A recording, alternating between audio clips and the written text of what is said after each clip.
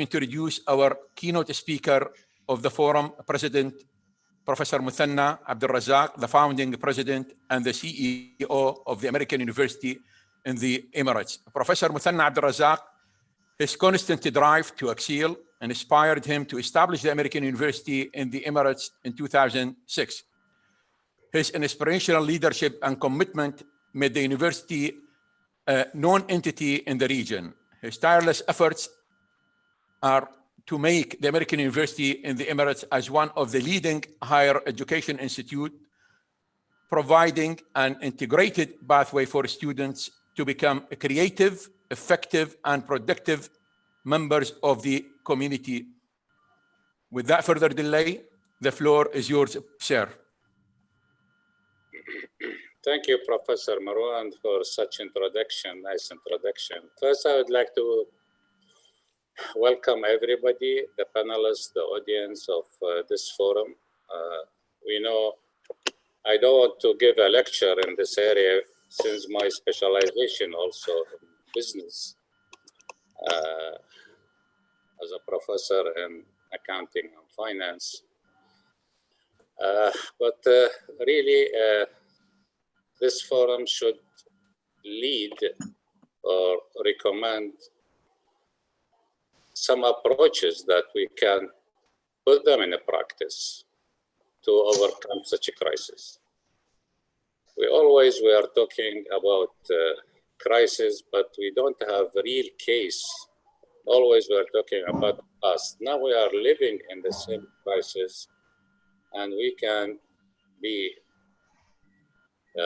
innovative, initiative.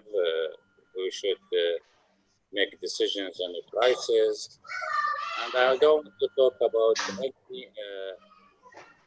other area of sectors of business. Let me talk a little bit about the university sector, because the university sector is very important sector that they can generate research from such forum or another area or conferences. For this reason, we didn't stop. In Dubai or in United Arab Emirates in general, the government said, let us move. We should not stop, even in education. So really, it was a big challenge for the majority of the university in United Arab Emirates, which is we have 127 universities. How we can do the transformation from face-to-face, I mean in a class, to move to this. It's not distance learning, it's remote teaching actually, and remote teaching. So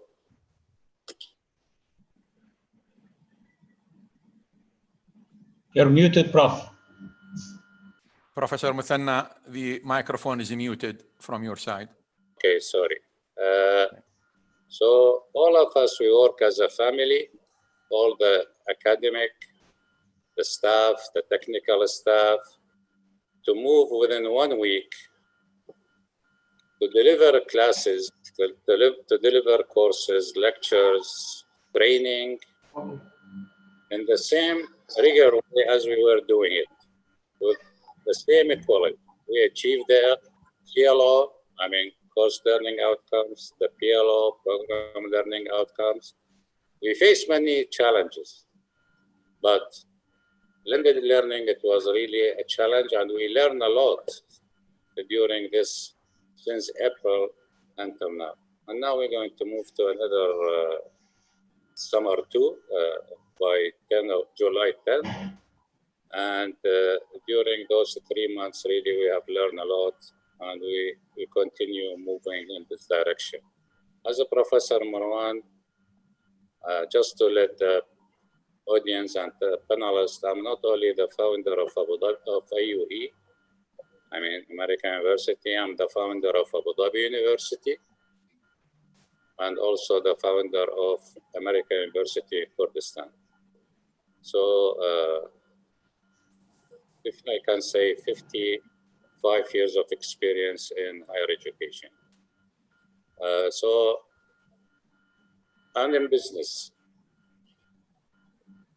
So please, I want you all to put hand to hand to recommend for us. I heard some of the panelists talking about each country has its own way or approach to handle the business crisis during COVID-19, which cannot suit another, maybe. He said it makes no sense for other countries.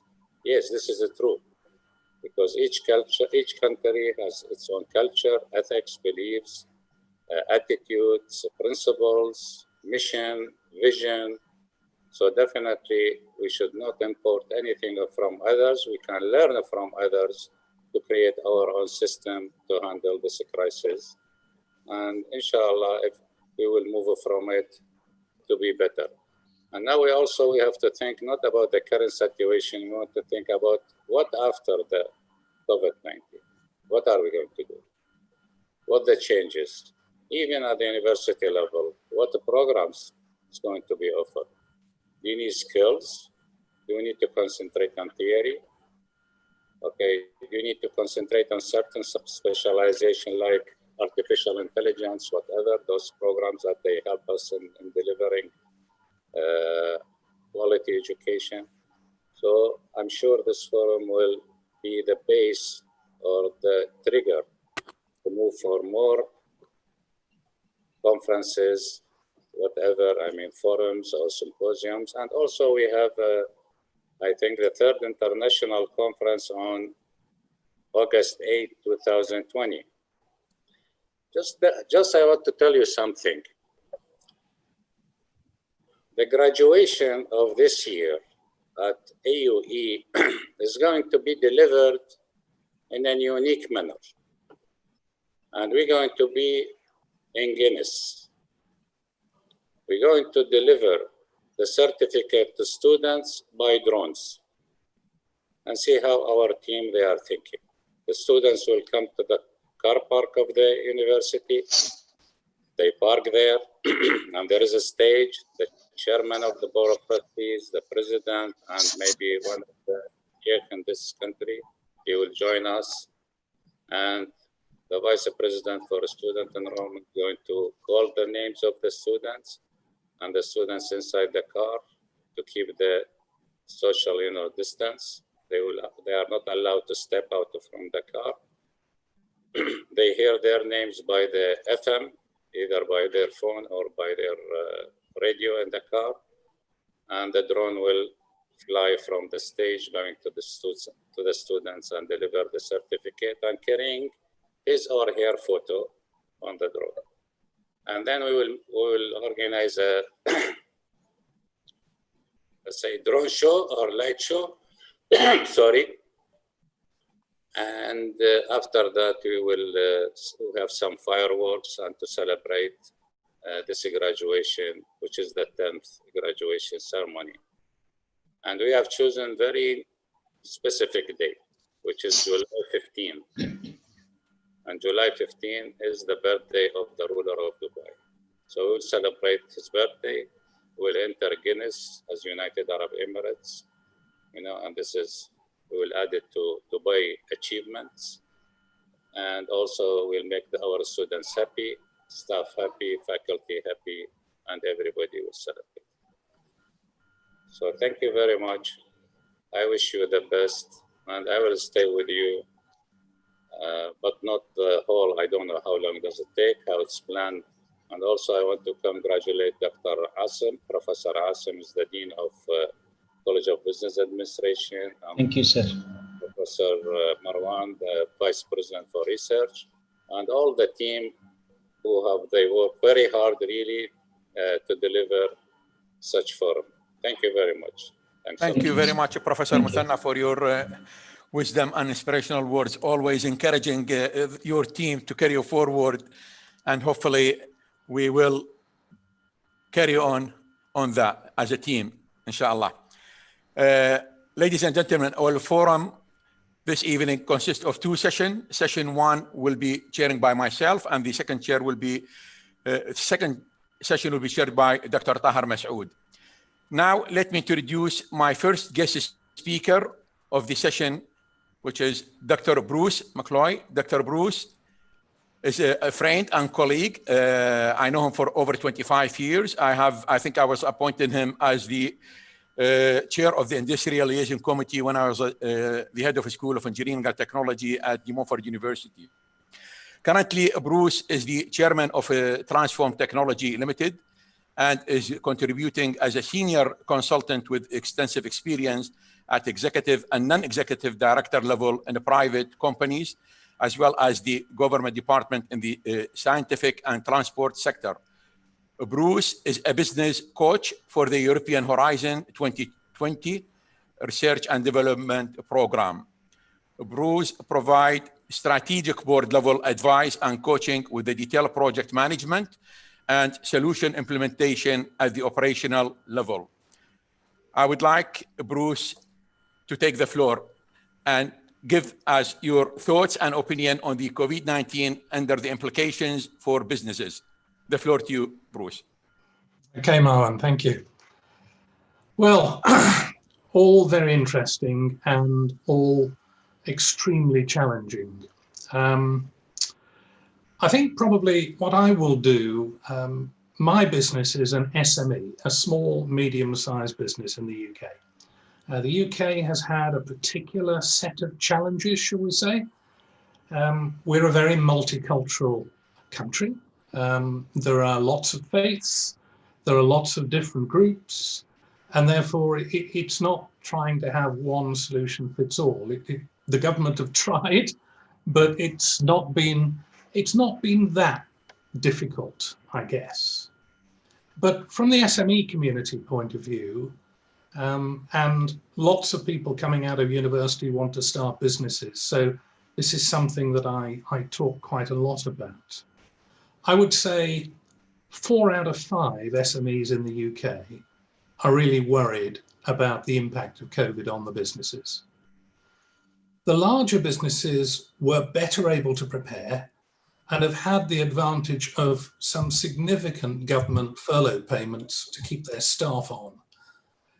Some self-employed people as well, if you like, the other end of the scale, the one-person business, have also had government support. But most of the SMEs in the middle ground have had nothing. It seems to have been difficult. If you've been profitable, then you've had no government support, is the way it's gone. You've had to get everything out of your own finances or to borrow money, and the government have made that sort of thing available. About, I would say, 60% of the SMEs that I've certainly talked to think the government have done the right thing in this country, the lockdown. 20% or so think it was the wrong thing to do, and therefore the balance of those in the middle are undecided, of course. You always have people who are undecided. And I think probably half of the SMEs think the government have been clear with its advice. This has been a theme that has gone through this crisis, getting clarity, because the slightest amount of ambiguity causes confusion. I've been quite personally surprised by, frankly, the lack of common sense that many companies have deployed, waiting to be told and spoon-fed by the government they can do this and they can do that. As an example, we weren't encouraged to wear face masks for the major part of the epidemic. That very sensibly was to protect the NHS, who needed that PPE in order to serve the illest, the critical ill people in the country. And I think that the changing of advice is very difficult for business to cope with. If you get a clear message, you can go away, take it, and you can apply common sense. But when things change, it makes it very difficult. In terms of how does the business community feel, pretty much people think that if they can survive the next 12 months, they're probably going to be okay. One of the changes that I've seen in, let's call it technical SMEs, and it is very similar to the academic situation, is that many more staff who've been working from home during this period, companies have decided they'll continue to have the staff work from home. So having people who understand how to deal with remote communications, how to be effective when you're working remotely, it's much easier psychologically and practically when you're all together in one space. But the future isn't going to be like that. So I think from the perspective of educating people so they can cope with that mechanism of remote working, rather than thinking that they'll graduate from university and go to some nice office somewhere, that's a big change. But that's a structural change that the academic organizations can help with. And the smaller startup businesses, the SMEs, are definitely going to deploy more and more of that. I can think of 2 SMEs in the UK who've already decided to transform their office into laboratory space, workshop space, and meeting rooms, rather than have loads and loads of desks and have their staff work from home. So I think that's a significant structural change, particularly in the SME business. Around about 12% of the SMEs in the UK think their businesses won't actually survive. So that's really difficult. 20% think the next 2 years will be lean, and full recovery will take at least 3 years. But people do think, those that survive the next 12 months, do think that they'll be here in 3 or 4 years' time. In terms of engineering and business graduates, SMEs are concerned about the quality of the engineering graduates they will receive and the quality of the business graduates, because they recognize that life will change for the graduate population as well and the undergraduate population. There won't be a nice hub to come to, there won't be a nice building, and academia has got to get its head around how does it educate its people as effectively remotely for the future. Larger companies in the UK have been much better able to cope, but they've been very well supported by the government. But there is now a general feeling, that some large businesses have really been fraudulently taking the government support and are now busy getting rid of people at the end of the furlough period. And this is causing some consternation. So what can we do to try and help smaller businesses in particular? One of the biggest problems for SMEs in the UK is not getting paid on time. It sounds a bit trivial, but if you're a small business with maybe 20, 30, 40 people, and you have large contracts, and you expect to get paid in 30 days and you don't get paid for 90 days, cash flow is always a problem. And looking at how the government could perhaps help regenerate the SME market in the UK, we all pay corporation tax. Getting some sort of corporation tax relief and allowing IT equipment, which we're going to need much more IT equipment, a much greater bandwidth, infrastructure has got to be put in, IT equipment so that more and more remote working can be used and it becomes simpler. I'll give you a silly example. The camera that I'm using today, the Logitech camera, is a very, very old one. And that's because it's been impossible to actually buy new Logitech cameras for video conferencing. There are none. They're not being made at the moment. So it's understanding how we change for the future, I think, is absolutely crucial, and having people educated that really have a good handle on that. I could talk a lot more, Marwan, but I'll shut up for now and let somebody else come in. Bruce, thank you very much for visioning thoughts, and I'm sure we have learned something from that, at least from the academia point of view. I leave the questioning to the end of the session, before the end of the session. If there are any questions, we take it through the chat system. Okay. Now, I would like to introduce my next guest speaker, Mr. Nasser Karmi. I know Nasser for about 10 years, 10 years. When we worked, I think he established the blueprint for the IT for my previous university. And he is one of the top consultant in industry for IT and business. Nasser Karmi started his career with Kuwait Institute for Scientific Research and IBM Scientific Research Center.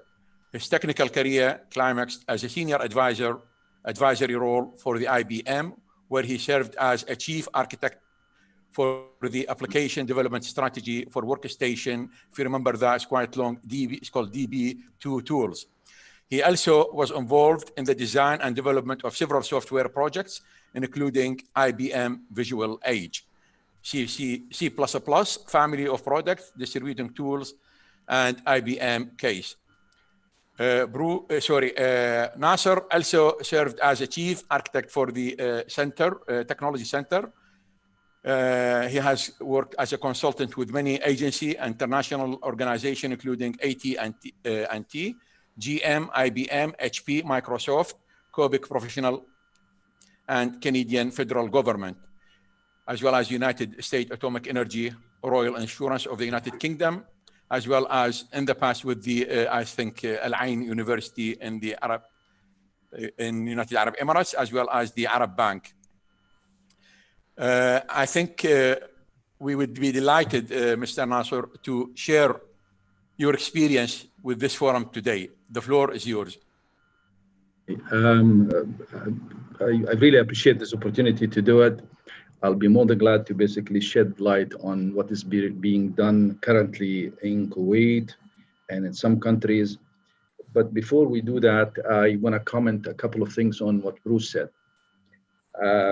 We definitely need to look at how to change to the future, but we need to understand the impact, the current economic uncertainty that we have. Let me give you some examples here. 45% of businesses in Kuwait are either suspended or shut down. And if you take that and you multiply it with the manpower and the resources behind it, you'll see the complexity of just only this. In a recent study as well, is 56% of business owners and CEOs, they cannot afford to cover the fixed assets for the next 2 months. You have about 28% of businesses dropped revenue by 80%.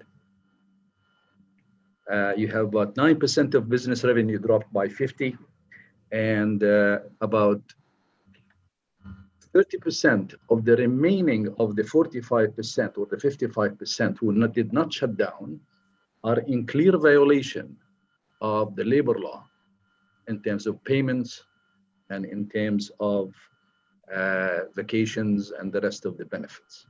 So this is the current effect of the COVID-19 on Kuwait. And I don't see that as basically significantly different from any other organization or country. Now, having said so, some of the topics that has been discussed is looking at the future of education. Is that a field that is going to be affected in the COVID-19? Is it something that we can basically implement it?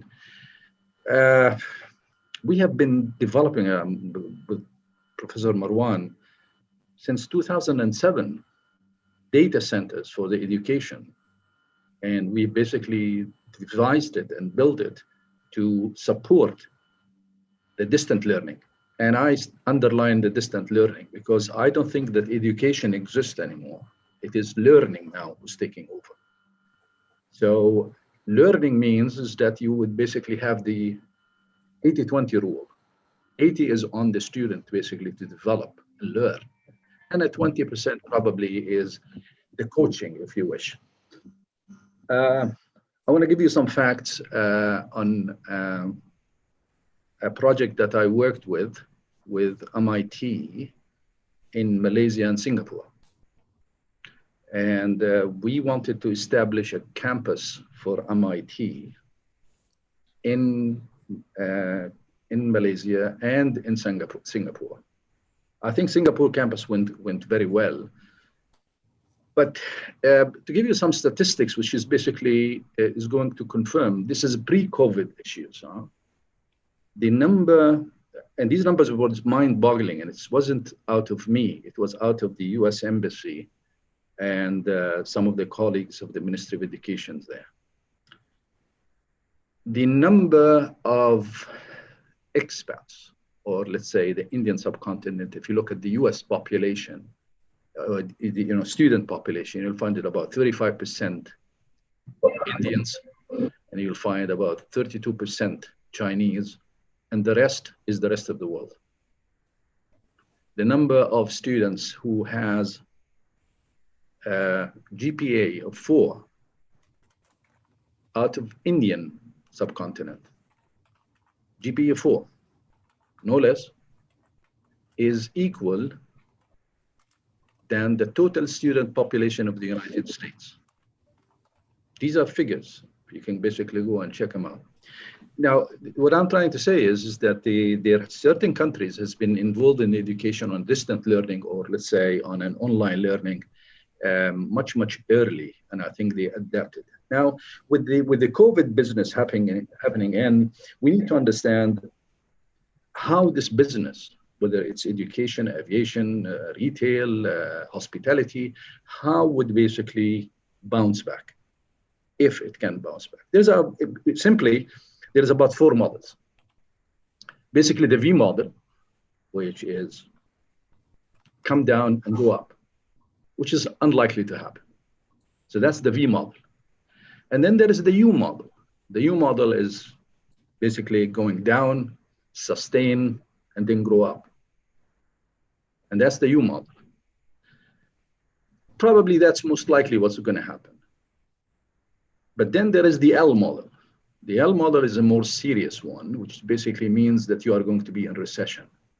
It goes down and sustain itself flat. And then there is the combination of these things together. Now, my experience on the pre-COVID, post-COVID issues, in reality, it summarizes to something called, and some of you have been teaching it a long time ago, it's called digital transformation. You need to measure the digital maturity of your organization and understand whether it is capable of moving forward or it requires changes. Some universities, definitely they have the capability to move forward on a digital transformation. Books becoming a little bit more online, teaching becomes onto more digital domain. And you need to measure, as I said, you need to measure your digital maturity before you basically jump into this. And you also need to understand what are the KPIs associated with it. How would you measure success factor in doing so? And then you need to identify the growth drivers for this. Because if you are going to go to the new norm, then you need to sustain that. And you need to understand what are your growth factors. All right? So in reality, any SME or any business needs to look at 3 things really. And to assess them, you have to understand, first of all, what is the impact? And then how to basically deal with it, and then how to grow out of it. These are the 3 factors that I've seen are essential to this. So in other words, you need to stabilize the situation, and then you have to reopen in any form that you need. You need to reopen. And that's why was my first question to Professor Marwan is, are you basically locked in or not? And then you have to grow. These are the 3 factors that any company or any business needs to do. And you'll see that some businesses are going more and more into the reopening issues. I'll go back to the first statement I said at the beginning, and I said is, if we look at each country, how they basically manage the COVID, you'll find things alarming. We in Kuwait, for example, we still have lockdown from 8 until 5. Now, the sad side of it, if we look at other countries who are open, you'll find that the number of COVID cases in Kuwait is identical or slightly less than what's in UAE. And each country had a completely different approach for it. If you look at Qatar, which is a much more even liberal view with this one, you'll find that it's within an acceptable limit within this. So it's very interesting to look at this factor and try to understand why we have the same number of cases and we have two different approaches. One clearly doesn't work, right? We don't know which one, but anyway, this is the current things. So in closing, I think any company that needs to look at it, business, they have to look at their digital maturity. They have to look at their KPIs, how to grow. And as I said, they have to go through the 3 phases that they need to accustom to this. Stabilize the situation, reopen, and then grow. All right, in any field that you will see. And we understand that probably hospitality, retail, aviation are mostly hit. But probably they might bounce much faster than the rest. All right, I don't know that, but probably would. But in an essence, this is something that Marwan and I have discussed it long years ago. Some of our countries in the GCC are oil-based revenue. All right. So some might be interested to understand what is the effect on the oil and non-oil kind of business. But in short, I don't want to talk much on this one. But again, to what Bruce said, if we are going to wait 12 months or 6 months to assess our out of the bottle kind of scenario, it's too long. We have companies here, they cannot sustain themselves for another 2 months.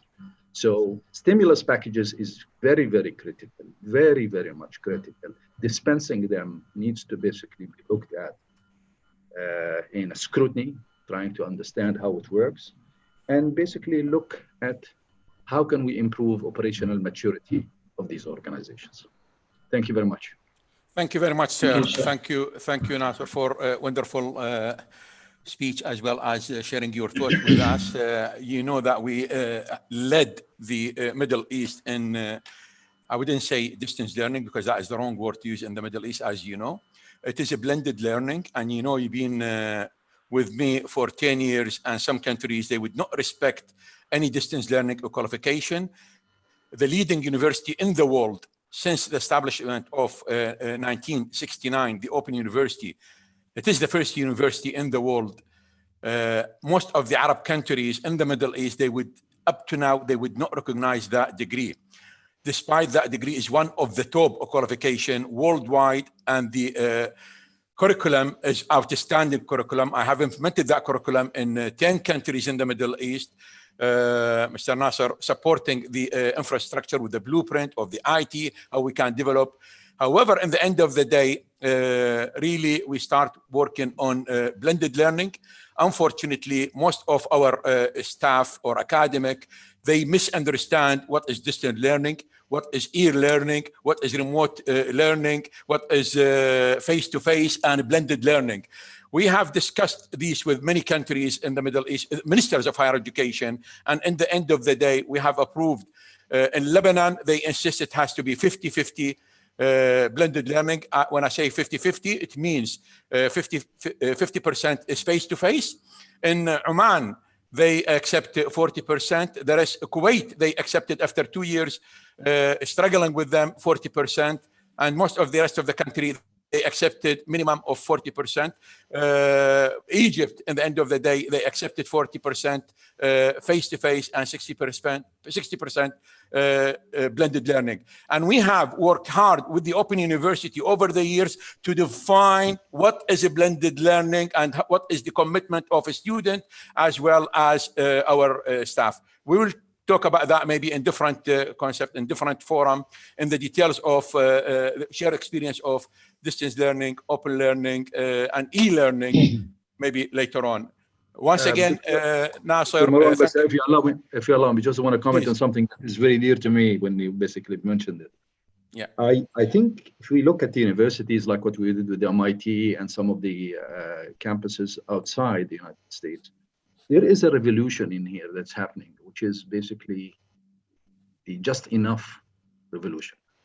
Yeah. Businesses don't really require a curriculum of mechanical engineering. All right. They want somebody with a specific skill set Absolutely. that can operate. Absolutely. But I don't need him to carry thermodynamics, or I don't need him to carry so and so and so and so. That's business perspective. In a feedback that I got with Kuwait University, only 7% of the graduates work in their field. That's very alarming. Yeah. Because and some certain fields we basically lost. If we look at coding, programming, we lost that field. You can't have today in a business. I cannot hire today a graduate out of a university here, local or none, and give him a salary as competitive as I can get out of the Indian subcontinent. Absolutely. Okay, so the just enough revolution, it says that I need specific skills. You need to revisit the curriculum and your digital maturity for these to be able to teach these kids and these students the proper readiness to the business domain. Thank you, Nasser. Thank you once again. Hopefully, we'll have further discussion on that later on. Professor Muthanna, over to you. Can I just answer some questions raised by the two panelists? I mean, Please. Bruce and Mr. Nasser. Actually, now all universities, they are revising their syllabi. Yes, indeed. And they have started, okay? And AUE, one of them, to change the whole structure, even for assessment, how you achieve the course outcomes. I mean, we call it CLO or whatever. We have started with training the staff. As you said, they need digital experience, how to handle the lectures, how to conduct the assessment, especially the final exam, how to do it. They are sitting in the hall in front of us with many cameras, and some students, they cheat. So how when they are at home, okay? And you know, in majority in Arab countries, this issue is a lot. So how you control them? Now we are using artificial intelligence, even when they move their eyes left and right, the camera is not the one built in the laptop or iPad. Distance from them or on a stand to see the whole area, the table, their hands, who's sitting there. So there are really a lot of changes now. Yes, I agree with both of you. There are a lot of changes, not changes because Corona now. The changes in the curriculum and specialization happened 20 years ago. And we are moving now to new specialization based on experience. But you didn't mention what shall we do with a certain specialization. They need a lot of experience and labs. For example, when you say digital animation, graphic design, interior design, medicine, those here, how is going to be conducted? Maybe we can find any digital way to handle this experience or whatever. We are still now in this process. For the ratio that's been mentioned about blended learning or remote teaching or whatever, in United Arab Emirates, we have one university 50-50, I mean the curriculum. They do it, which is Hamdan bin Muhammad University, online university. And usually the university is based on the standards allowed to go for 20% of their total credit hours to be delivered online. While now, the ministry issued a new decree that the CAA, I mean, the Commission for Academic Accreditation, even if you want to apply to be an online university. So even the decision maker controlling this sector, they start to change their thinking. Well, before they were against this online or whatever open university, there is a fundamental change really in their beliefs, behaviors, how they approach the cases. And really everybody, they were happy when they told us, shut down, go stay at home, deliver everything, both students and staff. But then they found out themselves in trouble. They are working 24/7. I mean, they were working in the university 8 hours, say maximum 10 hours. Now they are working almost 20 hours, okay, and a lot of work. And even faculty members, they start giving a lot of assignments on the students. I don't know, they are happy to put the pressure on them. I don't know what, why. So it was a lot of challenges, but believe me, we should not wait until this crisis will be finalized. We should do the assessment on a daily basis. We should think wisely, always to be proactive, initiate something, create something, let everybody to participate, because in the university sector, president, vice president, deans are not the main players. You should engage the teachers because those are the soldiers in the field. You should engage them. You should give them the freedom. As we always talk about academic freedom, you should give them full freedom to talk, to suggest, and we should consider not to put barriers. And also here, there is a cost associated with this. I mean, when you say technology is not cheap to have it implemented and to train and maintenance and all these things. But still, we need to assess on a daily basis what we are doing. And also the last one, because you said we have in our university, and I'm sure there are another university, maybe they have the same, we have say advisory boards for each college and maybe specialization. This advisory board from the market, from the industry, they advise us what skills they need from our graduates, because we want to meet the market demand. We don't want to handicapped graduate to stay at home. We need those guys when they leave the university or get their degree. I mean, if undergraduate or graduate programs, they are ready to be hired, because universities is similar to a factory. Inputs, yes. Process, outputs. We are receiving those, we are working on them 4 years or 2 years for the master's or 3 years for the PhD, changing parts, using welding, whatever, screwing here and there, then we produce the product. If the market is not going to purchase your product, you will shut down, you will close the factory. So we have to think in this way, not to just stick to the curriculum or to the syllabus per course. And now been fundamental change in this, in all syllabi, and there are many committees, and we have task force committee, we have whatever committee, crisis committee, emergency committee. So a lot of change. I am sorry, because there's a lot of talk. I can stay talk to you until tomorrow morning. Just لا دكتور شوف I'm gonna just one line. I will comment one line and leave it. In changing the syllabus,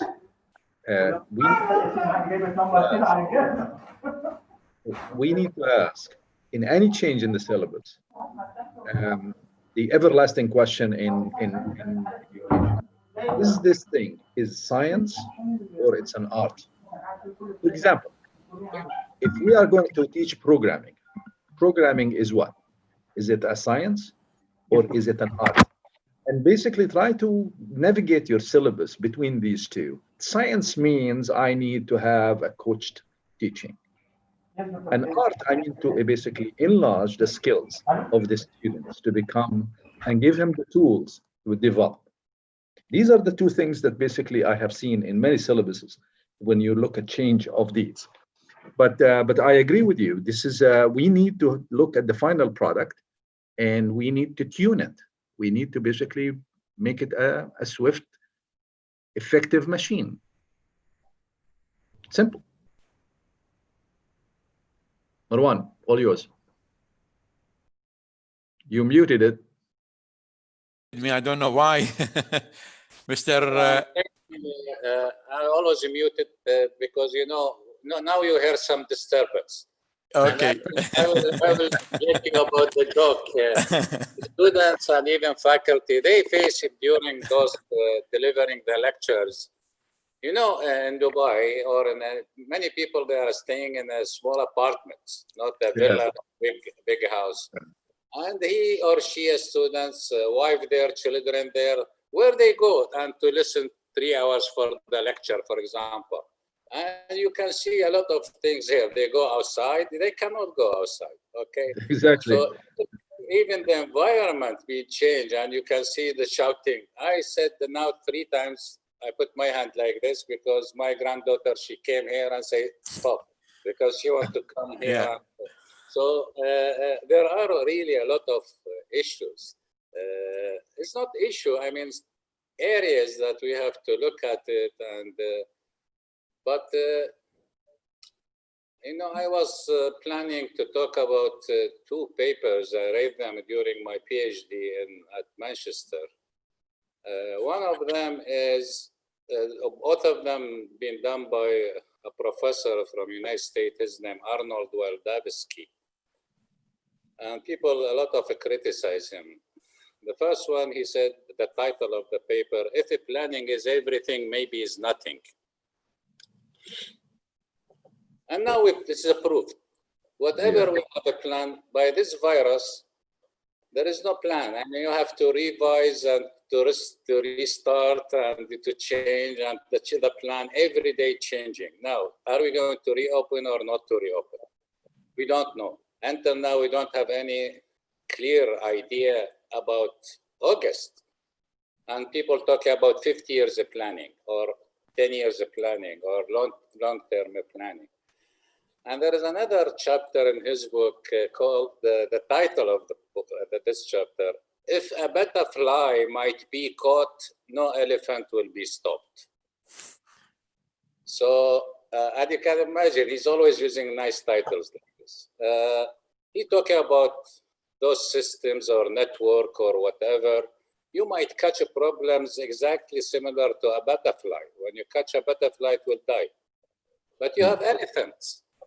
I mean, the problems is the same size of the elephant. How are you going to handle them? And I really recommend everybody here to read those 2 articles, which is, although it's 60s, but really now we start seeing that there are a lot of things we have to change our beliefs. We should not stick to the first philosophy we believed in or the first school of thought we came from it. We have to open our mind to accept a lot of things because we don't know the future, what's going on. Doctor, this is something is going to continue. This is not going to stop. It's not the COVID. I think the change is going to continue and it's not going to stop.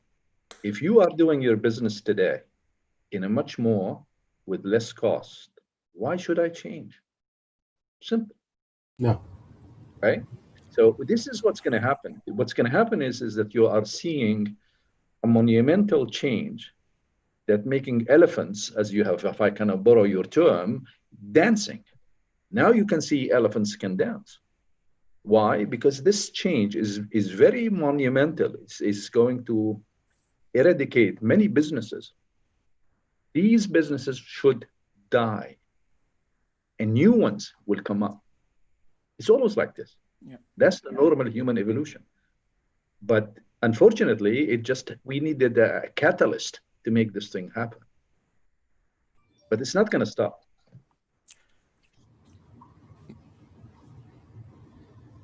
Professor Muthanna, you're Thank you very muted. much. I took a lot of time. Okay. No. It's very enlightening. It's very interesting discussion. And hopefully we could repeat that sometimes at one stage after the COVID, I would like to invite my personal guest speaker to come over to the Dubai on my personal invitation. I would suggest to all of you to have another forum about the new specialization. Indeed, sir. I was planning either I invite them on personal invitation to come over to our American University in Dubai, particularly Nasser and Professor McCloy and Professor Ibrahim, inshallah. We will. Definitely.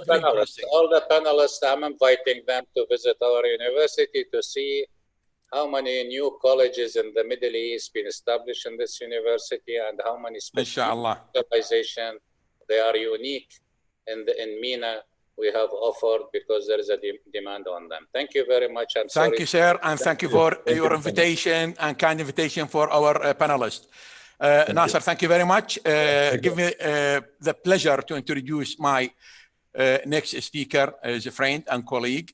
He is currently in the education. He is the Dean of the Business Business College at the American University in the Emirates, Professor Asim.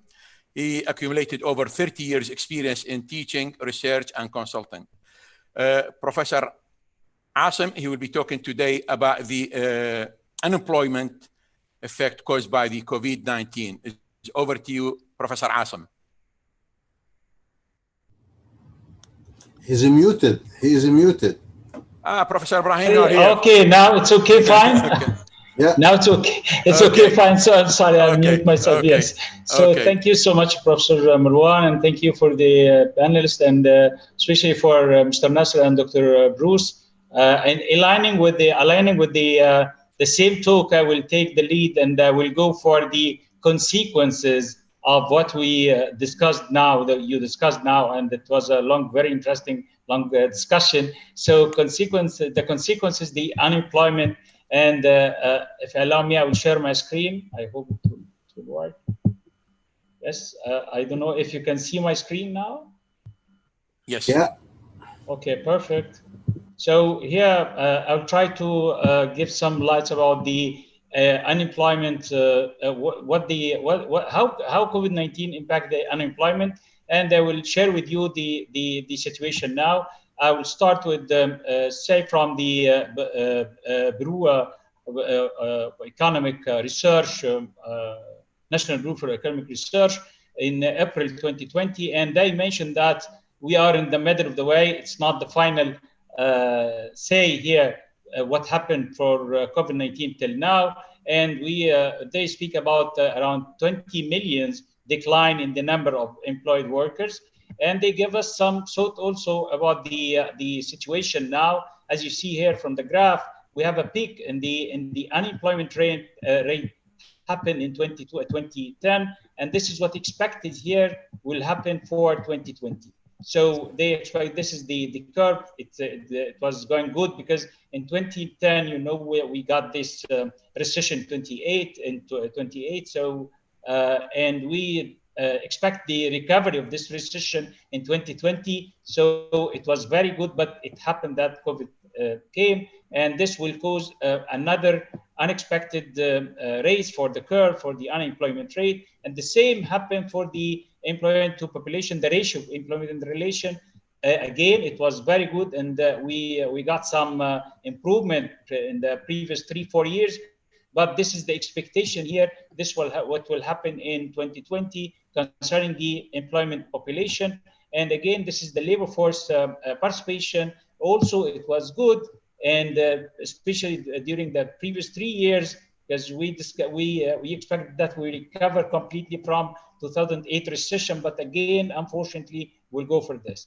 But we have one good point here. We can raise it that what happened in 2010 is worse than what expected even in 2020. So I'm expecting to recover from the 2020 recession better, faster than what happened in 2010, which is not comparable with what happened in 1920, the big recession. The big recession, it was very harmful for the whole world. So I think our situation now is better.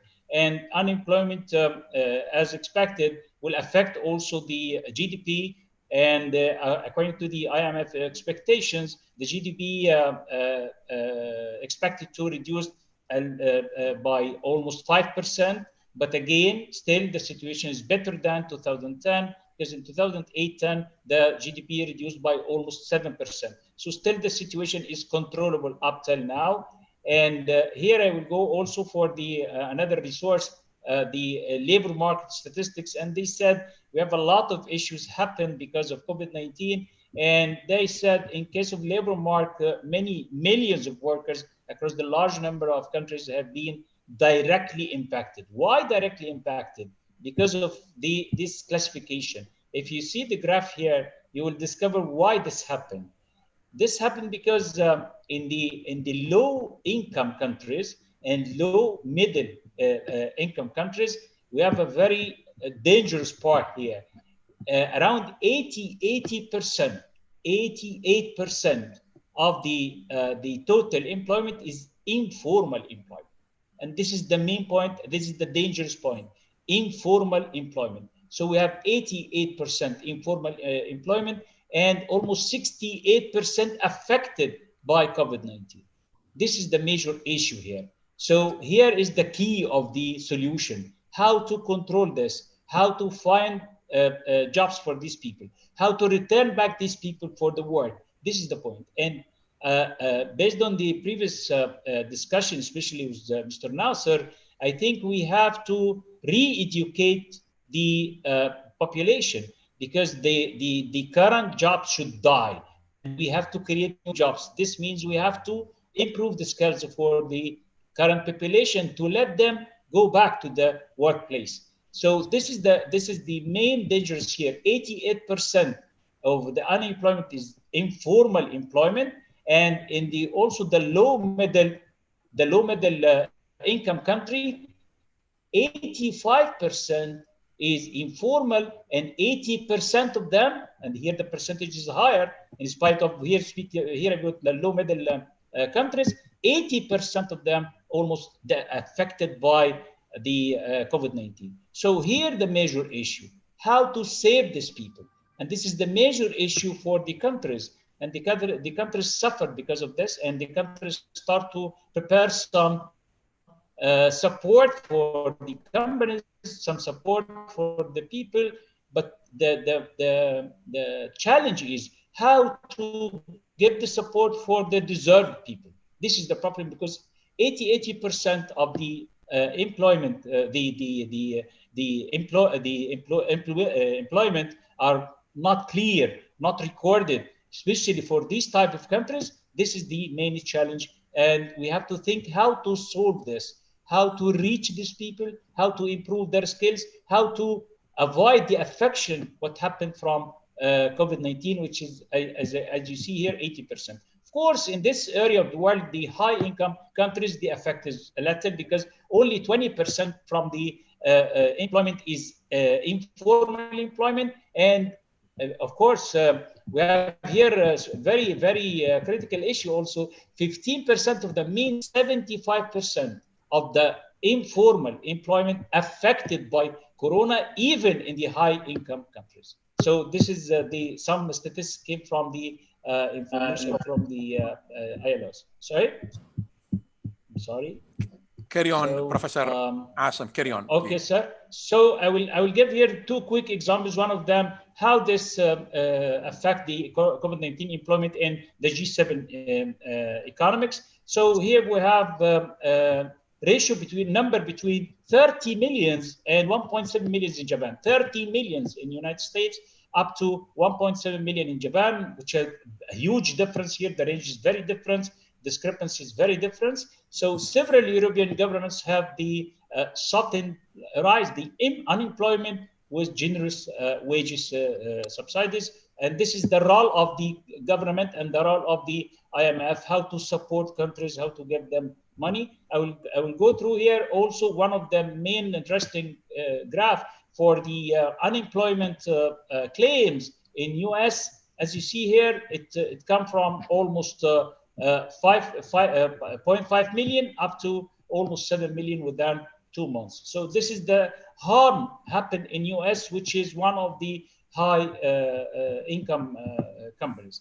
And briefly, you can see here in April, almost 3.8 million as for 30 million to cover, and expected 20 million jobs. People will lose their job during this year in US, and also in Canada. We have a big issue in Canada. It was 13%, and it raised by 5.2%. Here we speak about the G7. We speak about the highest level of countries in the world. So if these countries affected up to this level with the COVID-19, what about the other countries? So also in UK, we have a problem in UK also, because almost 2 million people have applied for main benefits during these months. And the government covered like 80% of the employees' wages, which is a huge amount. It's very difficult to live with this, especially not all the countries prepared for this. Again, we speak about the G7. Again, you will find France, Germany, and Italy. France, you will find a very, very dangerous part here. Almost more than one employee out of two affected, means almost more than 50%, and 6 companies here, I will refer to Mr. Nasser, 6 companies out of 10 affected. So the affection in the company's level, the organization level, reaches 60%, which is huge. This is in France. So in generally, we have a good situation generally comparing with the other. In Italy, we have a very bad situation comparing with the other countries. Again, I will take for another example here for the informal workers in Arab world. In Arab world or the Middle East world, we have a major issue here. Again, we have the informal employee. And the informal employee, you cannot control them and you cannot save them. We take examples here from Lebanon, from Egypt, from Jordan, Morocco, Tunisia. Why these countries? These countries in the below middle income countries. And we take one from the above middle, which is Iraq, because Iraq, they have the oil, so they are from another category, and they affected by the same issue, because the issue happened because there are all problems. Like the unemployment, it's not by accident now. It's not because of COVID-19. No, it's not because of COVID-19, but COVID-19 increased the harm. COVID-19 shows us how the healthcare system are not prepared well to face some issue like this. The governmental systems or the employment system in the country allow 80% of the employment in the country under the umbrella of the informal employment, which is very dangerous. And this is exactly the main cause for what we have now as a problem in different countries. And in Lebanon, there are some issues happen, like 55% of the workers fall into this category, the informal categories. In the Syrian refugees, all of them under the informal sector, all of them, and all of them affected by COVID-19. And we speak about more than 7-8 millions, maybe some numbers say 10 millions. So which is a huge amount. Also in Egypt, in Morocco, they have the same problem. In Egypt, the informal sector represents around 40% of the GDP, which is a huge amount. And this will affect, of course, the GDP of the country. In spite of Egypt, one of the countries protect the gross during 2020. They increased the gross by 2%. In spite of this, they have a major issue because 40% depend on the from the informal sector covered the GDP. Morocco, the same. There were around 2.37 million workers in the informal economy. So how to control this, how to improve their skills, how to return back, this is the main issue. In Iraq, in spite of Iraq, one of the countries from the second category, which is this because of the second category, but they have a lot of problem because, again, they have informal sector, a huge informal sector, and almost they earned like 33 up to 50 to $52 billions to cover this issue. This almost what I say. The last thing is the dependence of this region on the religious tourism. Also, this will affect, of course, because of COVID-19, and this will affect the GDP, and this will affect the productivity of this sector. So the productivity of the informal employment sector is the major issue here, and how to find a solution to return those to the work by improving their skills, by improving their skills, especially in the technological point of view, because now we move toward the online services. So how to improve this, how to train them for the new jobs, how to increase their skills to attract them to the new opportunities. This is the main challenge for the countries. Thank you, Professor Moore. Thank you very much, Professor Asim, for enlightening information about the employment in the European countries as well as in the Middle East. I think I'll ask my colleagues. I know they are answering a lot of questions by the audience. Please carry on answering the question by the audience. If you stop sharing, Professor Asim, please. Okay, I'm trying. Because now I'm... Yes. Just yes, I'm trying. Go to the X where shares X. Yeah, okay, fine. Okay, I will do it. Just give me 1 second. Yeah, where it says share, there is X. Just click on it. Yes, we need to train you, Asim. Okay, fine. Okay, sir. Yes, of course. Okay. Thank you so much, Professor Asim, for the enlightening information for the European and the Middle East. It's delightful to have such information. Without further delay, let me introduce my another dear friend and colleague, Professor Ibrahim from the American University of Beirut. Professor Ibrahim is working as the chair in business and management department at the Ulyan School of Business. Please, before you share, stop sharing at this stage. Yeah, stop sharing, Professor Ibrahim from the Ulyan School of Business at the American University of Beirut. He carries over 30 years, again, research, teaching, and consultation service experience in different fields, including artificial intelligence and business analytics. I know he is quite well in the business of analytics. He has received several national and international awards and honors, including President of Lebanon Chapter of the American Association Formation System. Further, Dr. Ibrahim is co-author of several books and publications and been citation over 10,000. Without further delay, dear Ibrahim, the floor is yours. Let's enjoy the next 10 minutes. I would like to thank you very much for the invitation. And I would like to share with you my stick to the invitation side, where the impact on businesses. And from there, I would like to make it a little bit, am I sharing it? Let me share the slide first. Share, go ahead now, share. Okay, fine. So what I would like to share with you, a new way of thinking, where we address COVID and non-COVID, any changes. That's why I call it cognitive analysis management. It's something I have developed for the last 10 years. What I will be talking about it, how we use it for addressing COVID issue. And I say, what are the implications for business? What are the new changes? So what we like here to introduce, there are 3 things. In business, we have to understand what are the issues we are facing.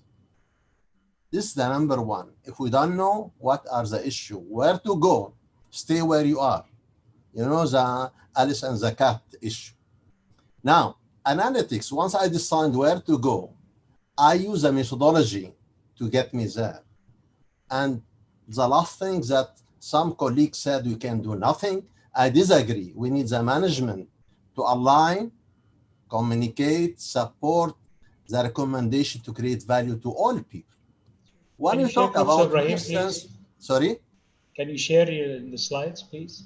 It's not sharing. Yeah, am I sharing that? No, you can't share it now. Ibrahim. Just share it. Let me see where I thought it's been shared. I have 10 slides only, not much, but let me see how I can share them. You can find screen share down, sir. Green one. Well, let's see where we are Screen, here. screen share down. Let me see where it is. Because, okay, let me see. So you joined me in the class when I trained this. Sorry. Ibrahim. on the menu, you see the line, the bar. But it's not shown. I have two screens. I don't know which one is really appearing. Click on them. Click on the it. screen of Zoom screen, sir. Zoom Okay. screen. You will find in the Zoom screen down the green button screen share. Well, let me. Okay, this is where. Right, the share, okay, yes. let me share. Okay, Yes. now I share the number second screen. Let me share it. Okay. Is it Perfect. okay now? Yes. Yes. Indeed. Okay.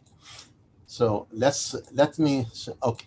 So what I'm saying here, I really, you are all academic, you are all expert, and I'm using my concept from a consultancy point of view.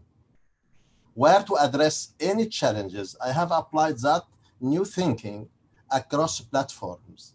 And if I consider that COVID is an issue, how to see the impact of it. First, what are the issues facing due to COVID? You have social distancing, you have no movement. This is a challenge. So if you are talking about business context, what are the implications here? Once I know what are the challenges, it's very easy to any one of us to see what are the methodology to take us out of there. And then what do you want to do? Should we create value for us or to all stakeholders? If you want to benefit the community at large or the business owners or the community, all of them. So these are three principles: cognition, analytic, management. So since we are in business, so what are the business stakeholders? You have probably the manufacturer, the retailer, the customers. And let's go from the business point of view. Customer, citizen are those who are going to pay the cost for all your processes. So what are the essential things to survive as a human being? You know the Maslow law in Islam or in our culture, you have al-ma, al-hawa, al-kala. Those are the essential things to survive. So here there is air, sleeping, food, clothing, and so on. So those are essential things to survive, because when you are in stress condition, you don't go for everything. You go for the things that you need. And those one are the things. So if you look at it from demand point of view, there is no change in the demand. However, what is really change in the demand is the attitude of people, because they panic, they start buying or doing something unusual. But the supply chain has to be changed, because there is no physical movement for which now we have a demand to be met, how we met it. So here there are two things normally are done. So the impact could be either at the level of what's called partner, or within the business function itself, like marketing, finance, technology, or you talk about the logistic aspect of it. And in business, there is two types of business model so far, or probably a hybrid. You have the bricks and mortar, the physical contact. All those businesses has been impacted heavily. I can show you example where businesses are lost. And the online completely service, whether you are talking about education or supply or a hybrid mix. So what are the successful businesses? Now, let me take you to the next slide, which is really important. You know, necessity is a mother of innovation. Whenever you need something, you start to do something about it. And with due respect to my colleague who said, when business are running, you don't do anything. This is the failure. This is a recipe for failure. Actually, I can show you here, when you are in stressful condition, if you do nothing, no innovation, you are going to die. So you have minor innovation, you may a little bit survive, but you need to do major innovation, modernization, because if you don't do it, others are going to do it. So you cannot stay as if you were nothing happening. You have to watch the environment and take a proactive action to survive. The situation here, I can tell you, COVID-19 must change the way we think and the way we act. Actually, the change has been happening due to the technology, but it has been accelerated by COVID. And let's face it, this is a reality. So here I can tell you what are the situation concept. You have to see what's your business, what your vision, mission, you have to stick to it, what your capability, what are the activity you do, and then you do the analytic to say, am I doing the right things? And what are the proposed value to you, your stakeholder, your customer? This is a continuous process. You have to watch it irrespective of the environment. COVID is just something temporal, going to happen for 1-2 years, and I can show you on the positive news may not be lasting before the end of the year. So what are the positive side? The positive side, actually, there were a report in the Financial Times in July, just now, about 1st of July, actually. Actually, there are 3 companies or 4 types of companies who've been doing extremely well. They are technology companies, and those ones, they were already disruptive, but the acceleration happened due to COVID. Now, I can give you some example. Amazon has added $4.1 billion due to COVID. What they have done, actually, they spent money, like say to have, like to cater for labs. And but what they have introduced artificial intelligence. If I want to buy this shirt, what is the matching trouser for it? So you can buy virtually. So those one comes due to innovation because customer would like to change and see. So since once you find the issue, you find solution for it. And this is due to technology. So they have made money out of this issue. You look at the Microsoft. Now we are using Zoom because for communication. Actually, Microsoft used Teams. They have increased their participation from 75 million in April out of 20 million last year. So they are making money out of it. Apple, they have 500 stores. They were closed, but they have online means. They have added 1.5, 2.1, actually $219 billion to make it the first largest trillion company. So those companies, they are technology driven. They can work online. At the same time, this is a hybrid model between bricks and online. This is a future you have to talk about. Alibaba, the same things. So let me talk about even some more. Those ones who have been ripping off money, the pharmaceutical company, because the people want to develop what drugs for the vaccination for COVID. Those ones, they have benefited a lot. But I want to tell you the digital transformation shift. You know the PayPal, those one you can buy by Visa card. Actually, they have added 7.1 million new users because people, they do not want to use anymore paper money. So now you can use digital type of payment, MasterCard as well. I can tell you the digital government, one e-government, paperless, whatever. We have generated $16 billion for the Turkish government through application of this principle and using e-government type of activity, move them into digitization. Netflix for gaming videos, they have made a 23% jump. So if you profile those companies, they are type of hybrid online model. Now innovation, you know the airline industry has been hit a lot. And due to the need of, let's say, contamination, actually there's a Seattle company that have introduced what's called Air Shield. So they developed a 3D model whereby it can protect you from any virus in the airplane. And this kind of innovation will be introduced in the airline to make it more safer. Now, what's the second industry that will going to be hit? The tourism. Tourism going to be hit. Actually, for that in New Zealand, and this introduced a 4 days work instead of 7 days. So in this case, probably it will be the new future when you have a mixed model between technology and working from home, then you may need to go 3-4 days as an alternative new mode of markets. Actually, bricks and mortar, as I said, now you've heard, some of you have following the news, Pizza Hut and Wendy operators actually have filed bankruptcy now, because they are based only on what? On bricks and mortar. They do not have a mean like Domino, where you can provide delivery online or whatever. So this one they have, where they were laxed, they did not cater for the what's called the service delivery mode, and then they have paid for it. Retailer, even now, the retailer, now they are affected, but only because those luxury items cannot be bought online. And this one, there is a still mode, a need for them. Let's say luxury item, if I want to have a ring of diamond or whatever, $20,000, $30,000, then I will not buy it online because I use risk for it.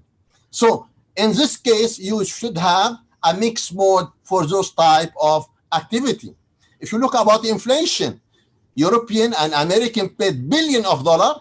That's going to create inflation across the world, because those ones, the money has been paid either to sustain salary, keep them from firing, and probably to retrain some employee.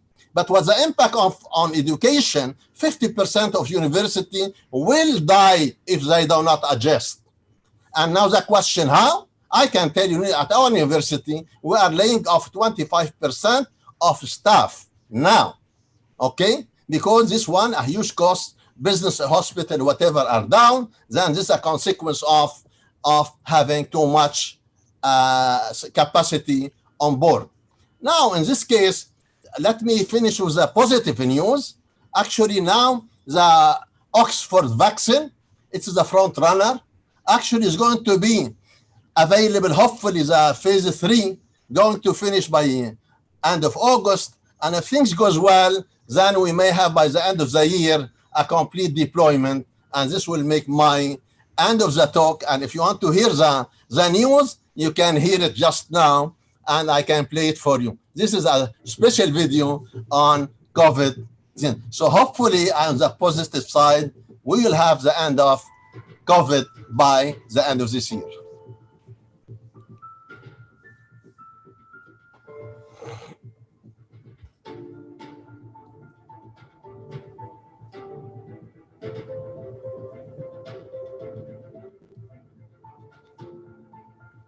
Professor Ibrahim, how long is the video? No, it's 2 minutes. You can stop it. But basically, they are going to introduce a video while you inhale it, not injection. Yeah, and absolutely. It's in the final stage, so you can stop it anyway. Please stop it, because I'm really rushed off that. I took my almost half an hour from the other session, which I really apologize for my other colleagues. Okay, fine. We should finish half an hour ago. I thank you very much. Please stop sharing if you could. I would. Please. It's delightful to have you with us, as always, Professor Ibrahim, and enlightening information. Last but not least in my session, I would like to introduce Ms. Aisha, is an Emirati working woman and is associate with Sharjah Chamber of Commerce and Industry in Public Relations and Social Responsibility Department. She is a member of the Sharjah Chamber Youth Council, being a motivational speaker and influencer. Her passion since she got the professional certificate in training is to become the known and productive trainer in the GCC countries for business. Welcome, Ms. Aisha, and the floor is yours. So please don't go over the 7 minutes if you could. Sure. Thank you. Everyone. Thank you. I'm really glad to be part of this forum. Please allow me to share my screen so I can start directly with the presentation. I prepared a short presentation regarding the impact of COVID-19. Can you see my screen now? Yes.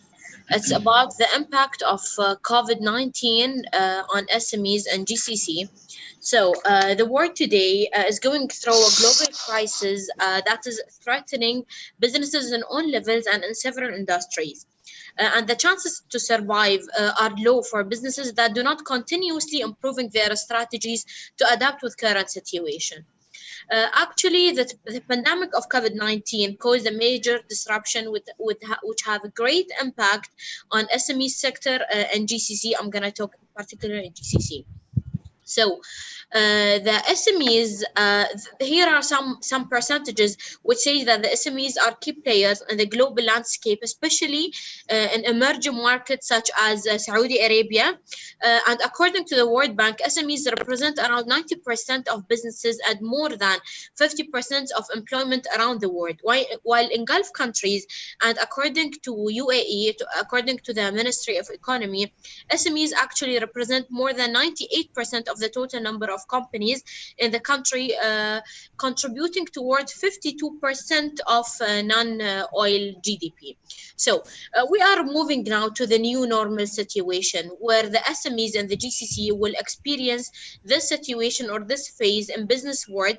They will be affected not only the economy, but also the social behaviors will totally change, such as values, for example, support local businesses, value added to consumers, and the impact on well-being.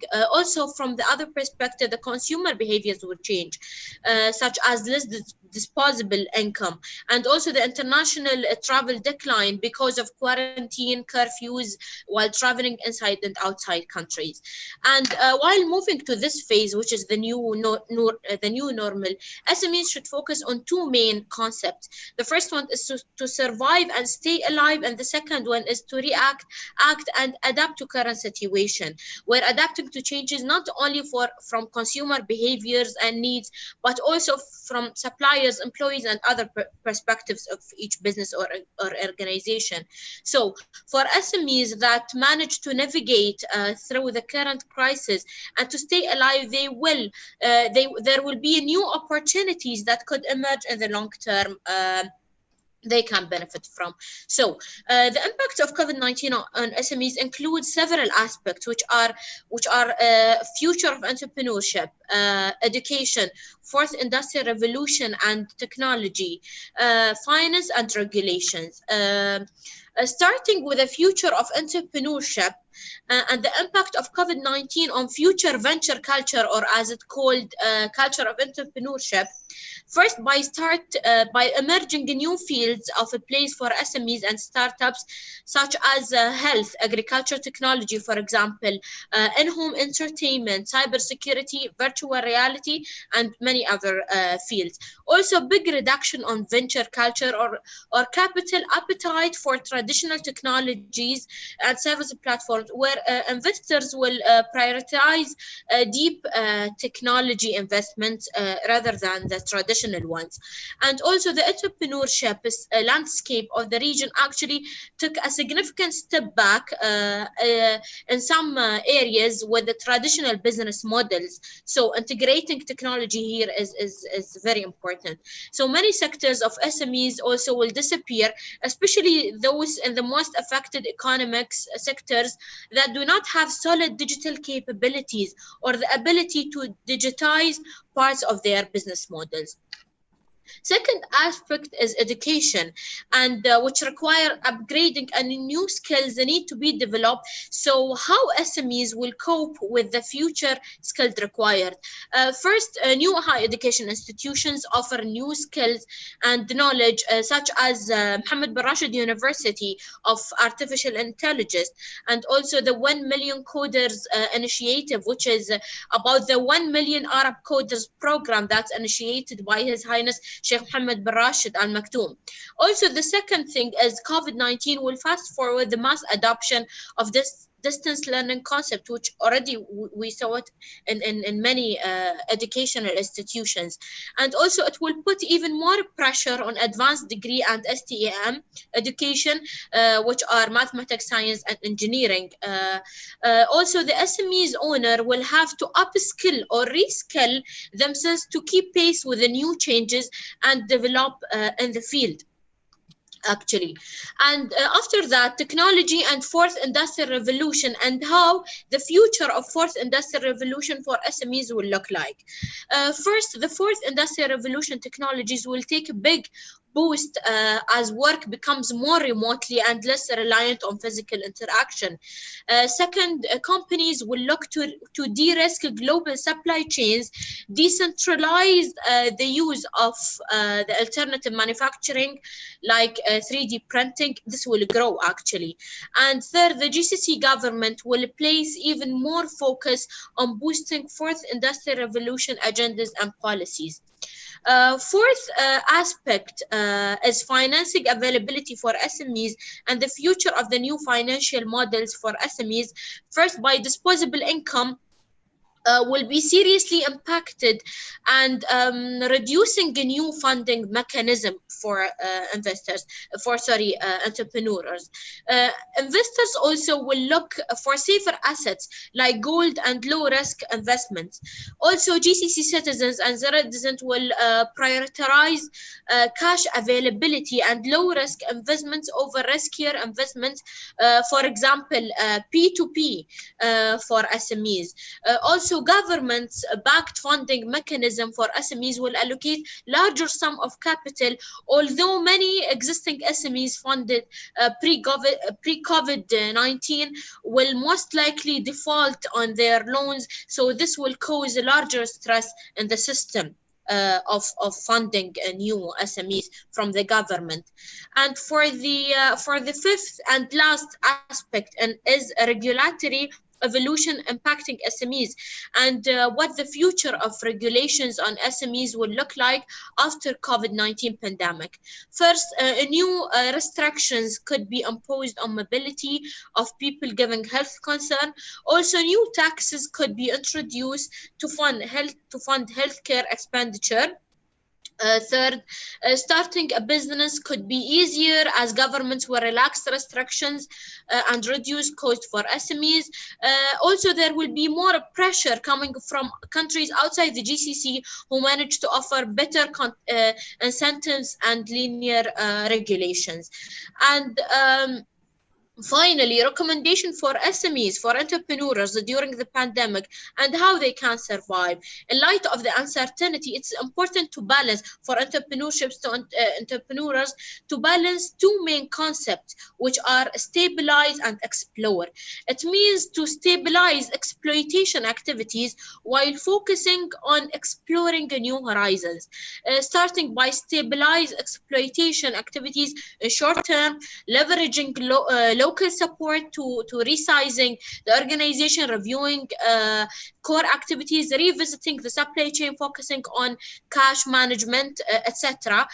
Also to reshape components of the business model to capture different opportunities and navigate the challenges explained. For the explore area, focus on exploration activities in the medium and long term, analyze ways of pivoting through either changing the value proposition, delivery channels, or targeting new customer segments, for example. And also the most important thing is to integrate technological solutions to accelerate activities. And finally, SMEs that are able to successfully reshape their business models and adopt proactive strategies that have high flexibility to adapt with changes will survive COVID-19 pandemic with minimal losses.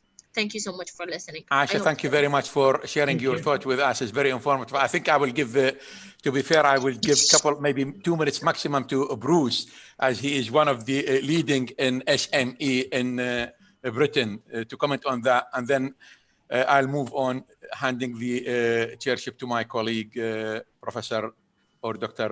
Taher Masood.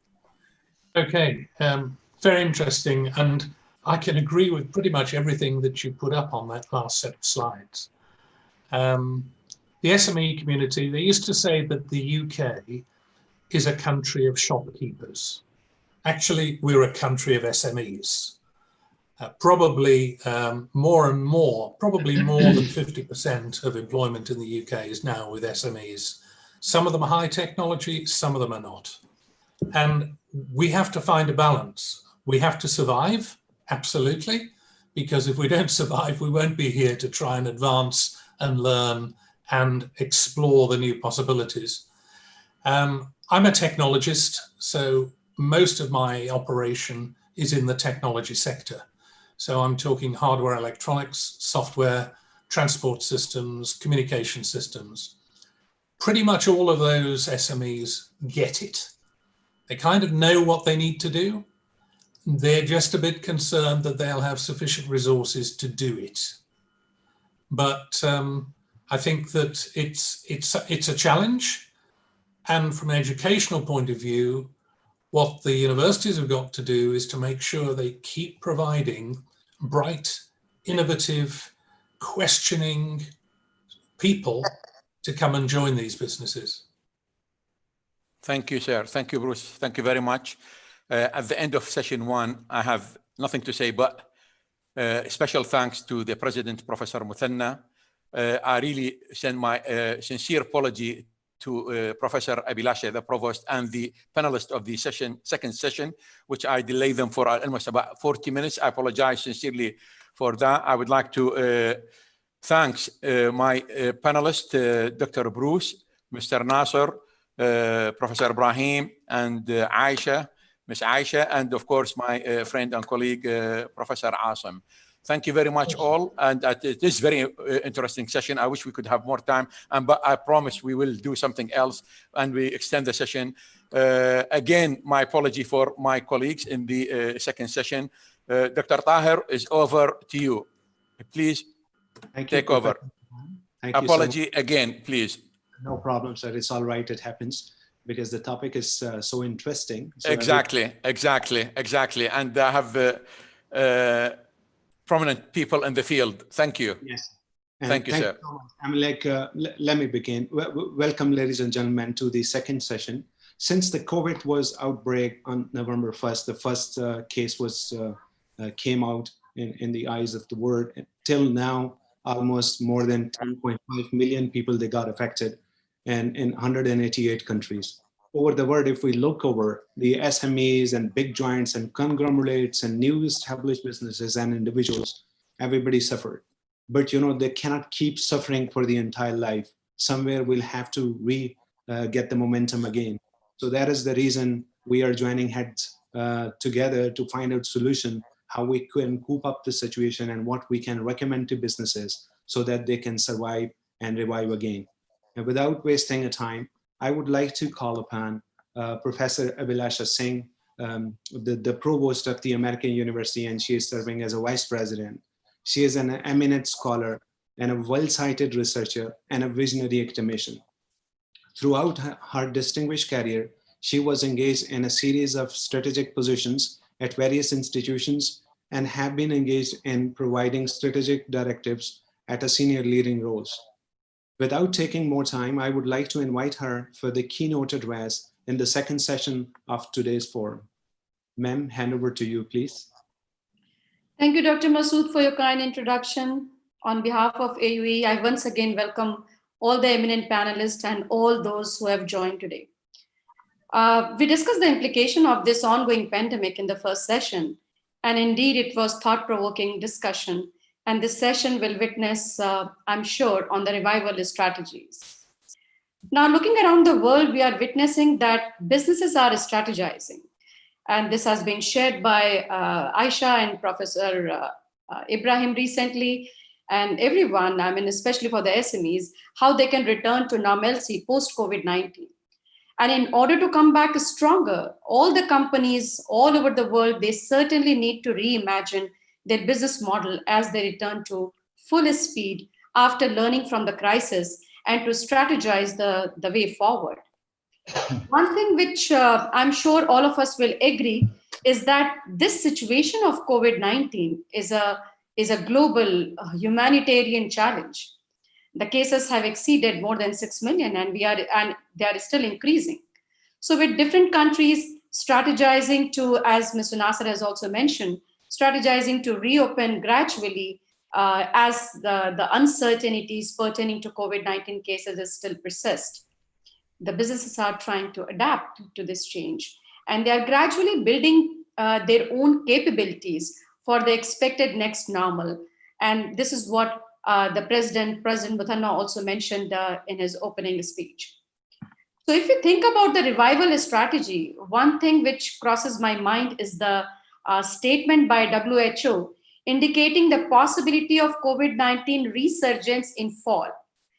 And this period, usually it coincides with the flu season. So it is scary indeed. But some of the trends which we are witnessing and looks like to be the future is changing the paradigm of current business.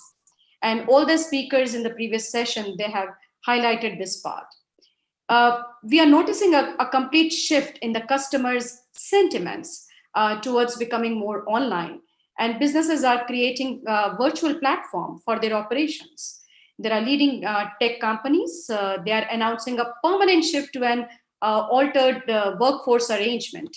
And other companies are deploying a lot of resources to cater these changes, including higher education, including in the higher education sector. I was listening to the CNBC market about Dubai, and it was really surprising that 70% of Dubai companies expect to go out of business in the next 6 months due to this pandemic, where almost half of the restaurants and hotels are included, and 3/4 of the travel and tourism companies are expected to close as well due to the global lockdown demand. So the key markets, if we see, are at a standstill. The economy is slowing down, the economic activities is slowing down, which was not witnessed, I personally feel it was not witnessed even during the financial crisis in 2008, 2009. The central bank here in UAE, they have deployed almost $70 billion to help the commercial banks. But still there are businesses, they require additional support due to the very shaky outlook for recovery. The private sector is also proposing government interventions for subsidized loans and assistance in covering the salaries so that the businesses can survive the fallout from this COVID-19 situation, especially because we all know that Dubai is an open economy and it relies heavily on trade, tourism, transportation, and retail sector, which has been hit hard by the global lockdown. So the businesses post-COVID-19, I strongly believe, will not be the same. We never felt so accountable for our simple actions while leaving our homes or shaking hands with someone as we do now. Let's take an example of flexi work hours, because coming from an HR background, I feel like for me, it was the option of flexible work hours will be required now, not only to save time, but also to help people lead better lives. And especially when there are many companies, they have tested the effectiveness of remote working. It can become an undisputable option for the future. The businesses will be required to be more resilient in future. Organizations will be required to conduct timely economic scenario analysis for critical business planning and commercial decisions. I also feel that market economies completely are expected to be redefined in terms of local and regional business models to shift from more efficient to more resilient. They need to be flexible. I also feel that the productivity will be redefined and labor will become a less important factor than automation, as one of the speakers also mentioned. So post-COVID-19, we foresee a new norm for businesses with respect to international structuring, operational strategies that might include remote workforce planning, that might include business continuity planning, that might include risk containment policies, a lot of cloud-enabled IT infrastructure, and more, I think, cybersecurity protocol will also be included. Apparently, this pandemic has started a revolution on how organizations will strategically approach their business model, because their day-to-day operations, the businesses are compelled basically to adapt to new ways in their day-to-day operations, how they are operating, how they are going to manage their workforce, how they are going to adhere to the national government mandates which are coming, and how they are going to react to the customer needs, the employee needs as well. We expect that the world will look different in post-COVID-19. But I also feel, and that's what I think Professor Usman also mentioned, that I also feel there is a lot of positive news as well. I don't foresee everything to be very gloomy. History shows that market always recover after a crisis, and it comes back in a very strong way. As an example, I am just giving you example of UAE, the total number of business licenses issued around the country in June 2020 witnesses a rise of more than 4,000 as compared to May. And this statistics was presented by National Economics Registry of the Ministry of Economy. So the rise, such kind of rise reflects the business continuity in UAE. And another example can be US economy, where unemployment rate, it fell down to almost approximately 11%. That's another good news in one of the leading economy of the world. So in conclusion, businesses need to assess their financial damage. They need to revisit their business plan and reassess their financial obligations. We all can be assured that the demand has accumulated during this lockdown period, and the businesses, they need to strengthen their capability to anticipate and meet that demand, while also providing a very safe experience for their customers, for their clients, and also having a contingency plan for the next crisis in case if it arises. I'm certain that the eminent panelists in this session will focus on what else businesses can do to reimagine and restore the business growth and become more crisis resistant for the future. On this note, I would like to thank all of you, and thanks to College of Business Administration at American University in the Emirates for giving us this wonderful platform to share our thoughts. Thank you. Thank you, Professor Vilasha. We are delighted that you joined the event, and thank you so much for this thought-provoking note. Without further delay, I would like to go to Dr. Hamid Al-Hashmi, who has graduated from Harvard Kennedy School. He's having diversified and extensive experience in strategy formulation, scenario planning, policy making, and execution. He served as a director of government strategy and performance at the Abu Dhabi Executive Office, and as a director of economic policy planning at Abu Dhabi Council. So, sir, we are looking for you now because a lot of companies, they are struggling. We want to have a good solution from your side, in addition to the talk you prepared. Please. Thank you, Dr. Taha. Thank you. And my pleasure to be here in this panel. I will start sharing my screen.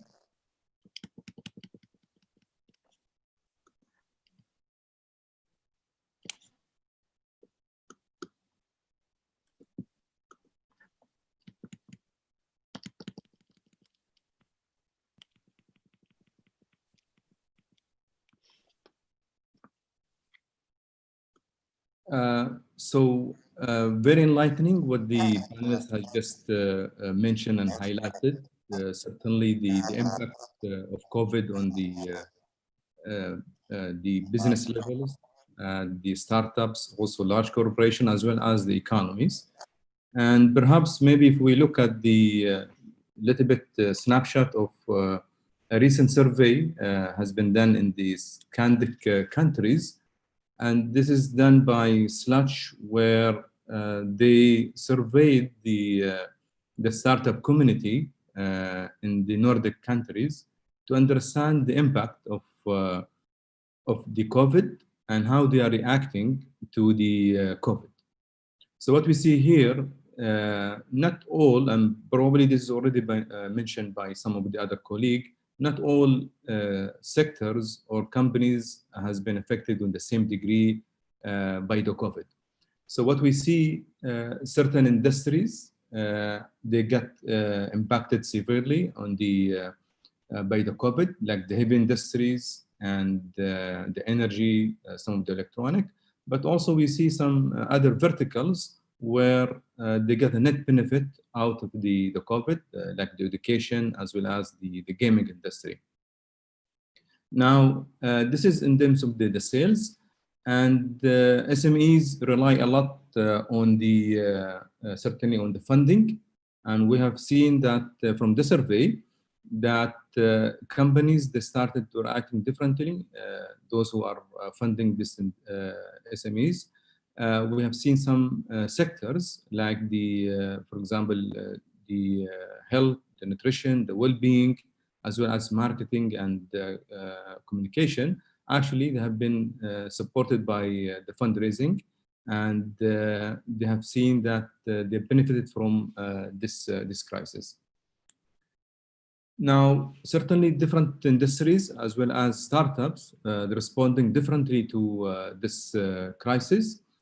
If we look at this is again within the Nordic countries, we have seen 40% of the startup community, actually they're continuing same as before, and the other 60%, they have seen a reshift in terms of their core business, core activities. So they're looking for transforming their activities as a result of the COVID. And if you zoom in into the industries, the same scenario, what is it's happening, that the certain industries, we have seen that they're refocusing their businesses, like the financial, the education, and the health, where they have seen that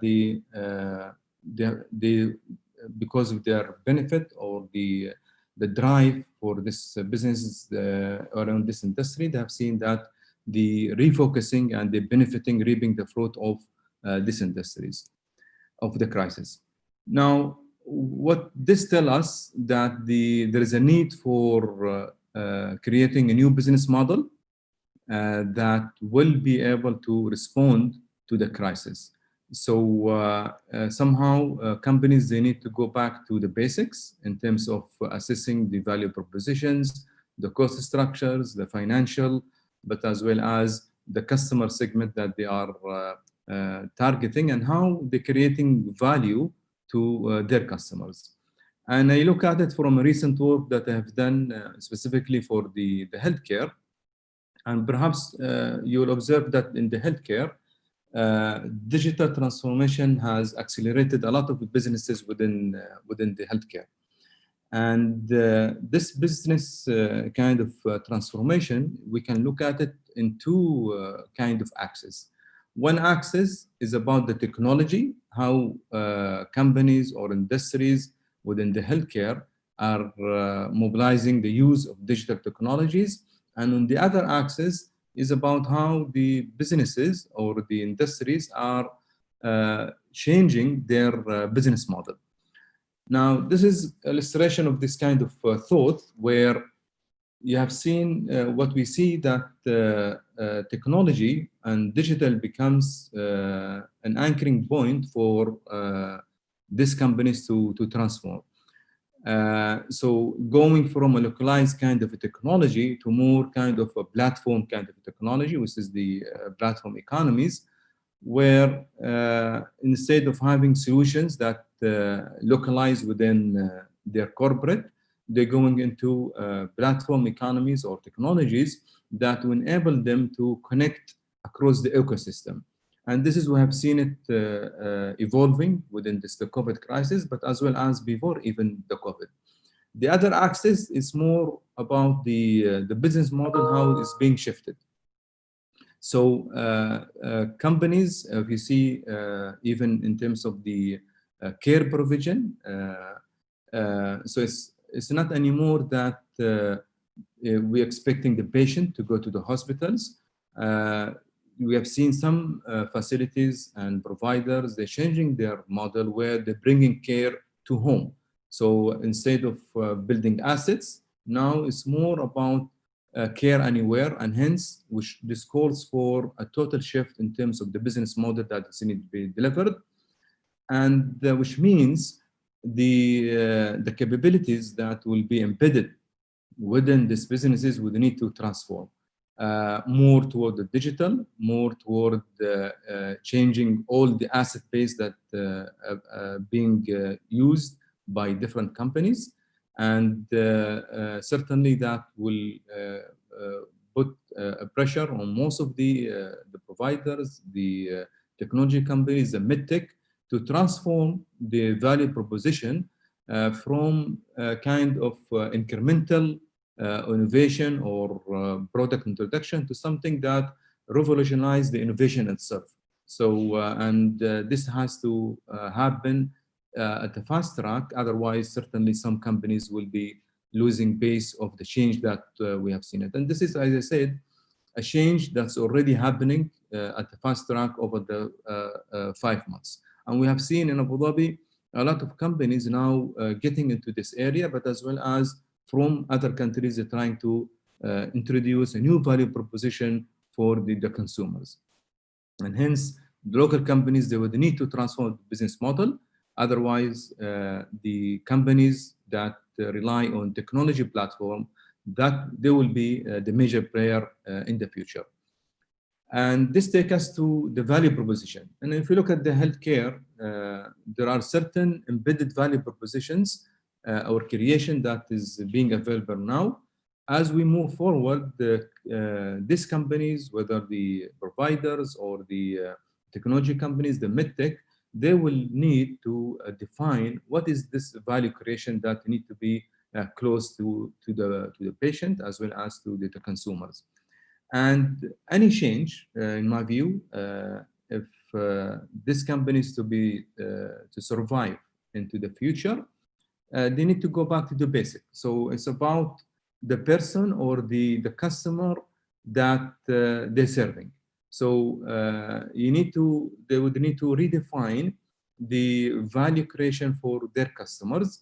They would need to re-engage with their customers. They need to put themselves into the customers and understand their changing habits, their changing needs.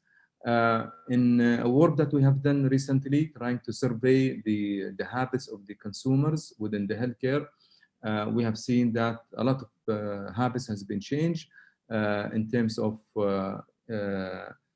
even how people they interact with their physicians, how they are interacting with their providers, how they are interacting with devices, the wearables. So a lot of behavior change is occurring as we are speaking now. And therefore, companies, they would need to understand these changes and reframe the value proposition that they're going to offer to their to consumers. And I would say that most companies, they would need some guiding principles to guide them on the pathways for this transformation. One aspect, it has to be centered about the customer. Others is about the value that they're adding, is about how to become more collaborative and smart in terms of generating this value proposition, as well as being innovative. And certainly being resilient, that will be a key factor for survival. We know that COVID is going to stay for a while. It's not going to end in 2 months, but rather it's going to stay with us for a while. And these companies, startups in particular, they would need to understand this shift and also having the ability to be resilient throughout this period of time. And the value creation, and this is a quote, I took it from the Slush. Slush is, so it is about which companies or startups that are going to survive on the long run. So in here, the proposal in here, and this is something that we have seen it also in terms of the value proposition is being shifted. So those companies that have a clear purpose to serve their customer, to serve their stakeholders, those are the companies that will be able to sustain the changes and the rough ride in the future. So, so this is a summary of a thought that I put on the table. The main proposal or assumption in here, that change will happen in 2 axes. So one axis is about the technology and how to move from localized kind of a technology base to more into a platform technology. And the other axis is about the changing the business model from having a new product or something diversified, something transformative that will serve the future need of the consumers. I will end now and give a chance for others also to put their thoughts. Thank you so much, Dr. Hamid. It was really interesting. And now I'm moving directly to Mr. Mishal. Mr. Mishal is a known TV anchor. He has joined this profession in 2006. And after that, he has worked with different organizations in the media sector. He's a known anchor, and he has conducted a lot of interviews with the business professionals and also socialists and scientists in the world. And today we are going to get his advice how to take care of the businesses in the future after epidemic situation. So Mishal, without further delay, floor is yours, man.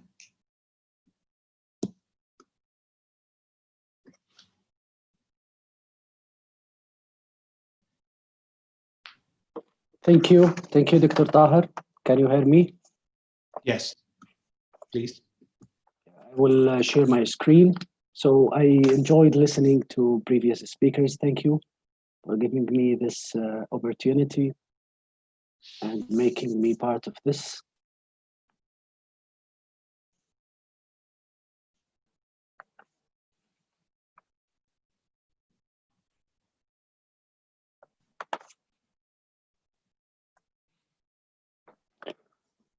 So as we know that all businesses around the world struggle to survive during the COVID-19 pandemic.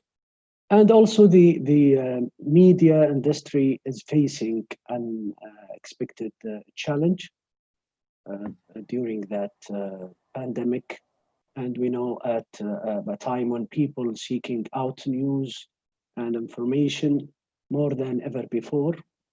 So the news media revenues are down, the budgets are being slashed, and also the staffs are being cut. But also we found an opportunity to adapt to new and creative ways. For example, gathering, reporting, or producing news and any materials or programs, and many kinds of content. Here, the agenda, I will go through it very fast on the media industry implication and about our strategies of continuity or creativity and the new media phases. So let's take you on a short journey on how we dealt with this pandemic within the timeline. Like what we see here in February, maybe it was the month of ambiguity about the news spread about COVID-19. It was speculations of news and thinking about the future, how it will be, and if that pandemic will be for short time or a long time. But maybe in March, the news is spread all over the world, and especially in my specialization in the sport channel, many of games and the sport are stopped and held. So we didn't find that time any news or programs to talk about it. And our organization or other organization, I mean in the media industry, they are think about the change management and to change their strategy. And in April, like what we know, that was the month of lockdown. So we start to do the remote working and of course to maintain the social distancing. But like what you know, if we want to do our shooting and produce program, it was too difficult because attending to the TV station is a must. It's not optional. So we faced many of challenges, especially the technology challenges. But we know the viewers still want to be informed, and in the same way have fun and entertainment program. In May, maybe we adjust to this new norm to get used to hear about the pandemic news, and also to work remotely or to do everything with maintaining all precautions and the procedures of the health. After that, going to June, the gradually resumption happened, and we thinking about the future, how to do our programs and news. I'm not talking only about DMI, Dubai Media Incorporated, but it's for many of channels, especially in television. We know that the viewers going to increase, I mean, in the number of viewers. This is maybe the good side of pandemic, but like what I said in the beginning, the revenues going down, and we faced a lot of problems. So we tried to find new and attractive ways to fulfill the promise of keeping clients informed as well as entertained. Here about the creativity and continuity. To be honest, before the sky was the limit, but during the pandemic, we were thinking only about to continue and survive. About the strategy, we restructure the plans, and of course, the reduction of non-essential cost was applied. About the digitalization, like what I told you, we faced a lot of technology challenge, and we know the IT infrastructure, it's the core and will be the core in the future. And we saw like about 10% increase in the time spent in front of the TV in all around the world. So this was a good point for us, but maybe it gives opportunity to especially the paid network or paid channels to give some deals or offers to their subscriber or viewers. And still about the creativity, maybe the viewers looking for the basic news programs or entertainment programs, for example, movies or gaming, like what you mentioned before. But still, it's hard work and need more of people. But because of social distancing or physical distancing, it was a little bit difficult. Like, for example, the Netflix, they have a huge increasing in subscribers. It's increased like, I think Mr. Ibrahim mentioned that 23%. And for example, in another platform which called Disney Plus in India, they attract 8 million subscribers and users in only 1 month. So that means this is the good opportunity for them. And the new faces, we know that there is no problem to or no problem with failure, but don't be afraid of failure. This is was the slogan of last time for us, but many organizations, especially in a private organization, failed to survive. We were lucky that the Dubai government support us and the fund coming from them. So maybe our struggles was a little bit not like the private organization. So like what we see here, the efficient industry, I mean the media, about the cost and about the time and about the efforts. So the cost cutting plans applied and will apply maybe they're lifting in 2021 will depend on the performance of advertising market. The advertising market, our most and main revenue coming from them.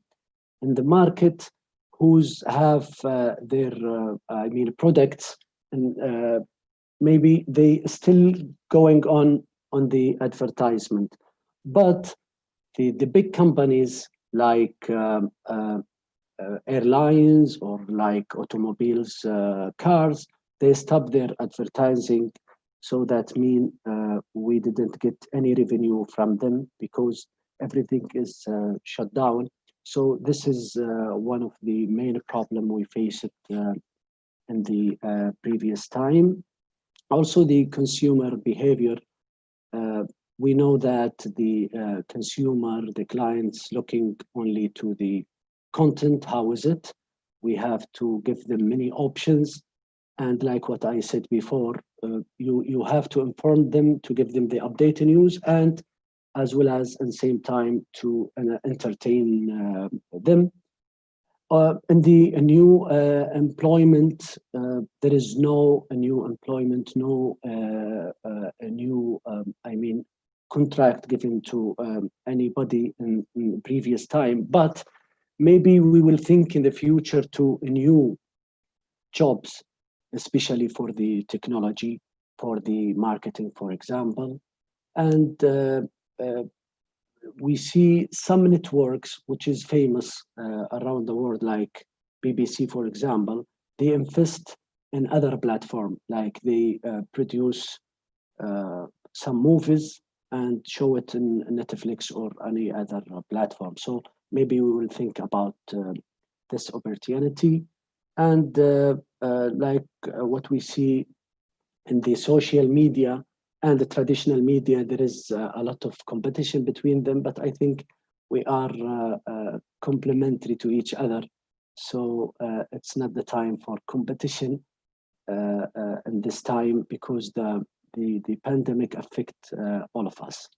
So I think I am done here. I want to cover some essential things in media, and thank you for that. And hand over to you, Dr. Tahar. Thank you, everyone. Please stop sharing. Mr. Mishal was one of the AUE graduate also. And the good news is Professor Jalal became successful to join now. So let me introduce him. He is a known professor in the information system and engineering. He has worked as a consultant with the government and the private companies around the world. And he is recently serving at the University of London and a visiting professor at American University, Cairo, and the Nile University. And Professor Jalal, hand over to you, sir. Floor is yours. Thank you very much, Doctor. It's a pleasure to be here. I'm glad to meet again with many of my colleagues whom I've had the pleasure of working with at some point. Allow me just to share my slides with you. Right, here we go. Right, I'm really interested in what I think is happening or what could happen after the COVID-19 crisis. Is my voice audible okay? Is that all right? Can you hear me? Yes, yeah? We can hear you. Okay, fantastic. Yes, yeah. And I want to touch in particular on the higher education sector. So I know I don't have very much time, so I'm going to be very, very brief, but these are like the main points I want to touch upon. Types of digitally enabled innovation, linking quite a lot to innovation, what types of innovation we have, because innovation actually has a very wide canvas and a landscape, and we need to sort of think about which direction we want to go into. Something about business models and business model transformation, especially when the transformation is enabled by digital technologies that are currently obviously gaining a lot of attention and interest. And also we need to think a little bit about the impact of the recent crisis at the individual, business and government levels. In fact, I think although COVID-19 is a crisis and it has led to many losses, we've also made plenty of gains, in fact, and we've accelerated quite a bit of the required attitude change for transformation. In discussing the sort of higher education position in all this, I'm very interested in connecting universities more to society. I've been involved in managing the Cairo University Innovation Support Center and as a chair of innovation. So the idea of boosting business, which is part of society, through some sort of fruitful collaboration with research and education institutions is really, really very fundamental. And maybe this is a chance to also boost that and do a much better job. So the link for me is really very important. Okay, here are some, just a list of technologies that I'm sure you've all heard of and aware of. The list is long and it continues to increase. We've got blockchain technologies, various types of realities, extended, augmented, virtual, Internet of Things, etc., etc. And obviously, recently everybody's talking about things like the IoT, cloud computing, big data and analytics, the impact of social computing on business and things like marketing, etc. And also machine learning, which has been enabled by the vast advances in actually computing power and the widespread computing power and the fact that we can tap into computing our power a lot more cheaply than we used to. So although machine learning and AI has been with us for quite some time, it's now much more easy to tap into, especially in the light of the availability of this enormous amount of unstructured data as a result of the popularity of social computing and so on. So I've got a very large canvas of digital technology that have been enormously boosted in the recent years. So I think we need to exploit that. I was teaching a course on digital disruption and innovation, in fact, and looking at some of the novel business models. There's quite a lot. This is just even a small sample. I think on one of the pieces of research I looked at, someone could count something like 17 or more different business models. For example, one of them, which I'm very interested in as a result of my interest in user experience and usability, is the user experience model, whereby you give your user a very unique, very sort of distinct experience that is like not matched by anyone else. It's very hard to match. Think, for example, of the Apple model, where you have the seamless integration between your telephone, your computer, your iPad, your film viewing, your music purchase habits, etc., etc. So this whole seamless transition and ease of moving from one domain to the other has made Apple one of the most profitable companies in the world. You can say something similar about Google as well. Okay, so I've got a number of potential business models that can be enabled quite a bit by technologies. For example, the on-demand business model, which we've obviously seen in the huge popularity of Netflix, which I think counted up to 1 billion subscribers. It's a very unique business model in the sense that you just pay for. Actually, it's more like a subscription-based, this one, but we have other things like you can even order things like your shaving products via on-demand business models, various types of video and music streaming services, etc., etc. So for me is to say what sort of types of innovation that we can have in the higher education. What happened with COVID-19 is that we've broken a lot of rigid attitudes against being able to do a lot more digitally than we've been. For example, in the faculty where I work, some university officials were very were actually refusing to let students give some of their presentations online. And these were like a one-off presentation, not regular presentations, to do something like register a PhD or a master's topic. And that was like, no, it cannot be happening. Now, there are much more flexible attitudes towards that. So that's really important for me. So for higher education, I think we have to rethink the future role and the future model of higher education. The idea of us opening universities to give undergraduates and postgraduates degrees, like the degree becomes the aim, the certificate becomes the aim. It's more about skills now. We can see the popularity of distance learning and things like MOOCs. Obviously, MOOCs are not without the problems. In fact, there's a huge problem in terms of the non-completion rates. There's a very huge dropout rates, which is back to sort of psychological and human factors aspect that we need to pay attention to. But I would say here, what if we rethink higher education as not the degree supplying or degree crafting kind of setup or enterprise, but more like a human resource development. Yeah, so this is like a mental model rethink. Let me give you a nice example that I give also in my innovation trainings, etc. Parker, the well-known writing instruments company, was in a crisis at some point because the sales were dropping very fast because of cheaper imports from the Far East, and they were just losing money. They're not selling anything like what they used to sell. Until one of the CEOs rethought, yeah, so this is like mental model. What business are we in? They had like a soul-searching discussion, and they said, we're not actually in the business of making writing instruments. We're in the business of gift making, and that was a result of something I defend very strongly when we look at innovation, which is to do proper market research, proper ethnographic research. So when they went and observed people behavior buying writing instruments from Parker, and they looked at how the clients or customers would want the purchases to be very nicely wrapped because they were to be presented as gifts. So that sort of changed the paradigm, changed the way they look at the product from just something to write with to something to present. So the idea of how to present the actual item in the shops, what sort of packaging you put it in, the colors and styles, the availability of someone to wrap it for you nicely as a present. So this sort of mental model, and many examples like that, but just one quick thing to sort of say, what if in higher education we rethought or change our paradigm from one of traditional just teaching to something more? I think Mr.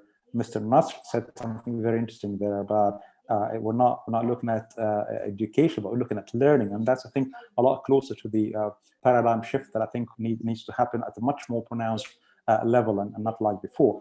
So I put a yellow dot here that you would need to sort of shift a bit towards a more radical mental model of what education is, to call it not education anymore, but human resource development. And also the position is also one type of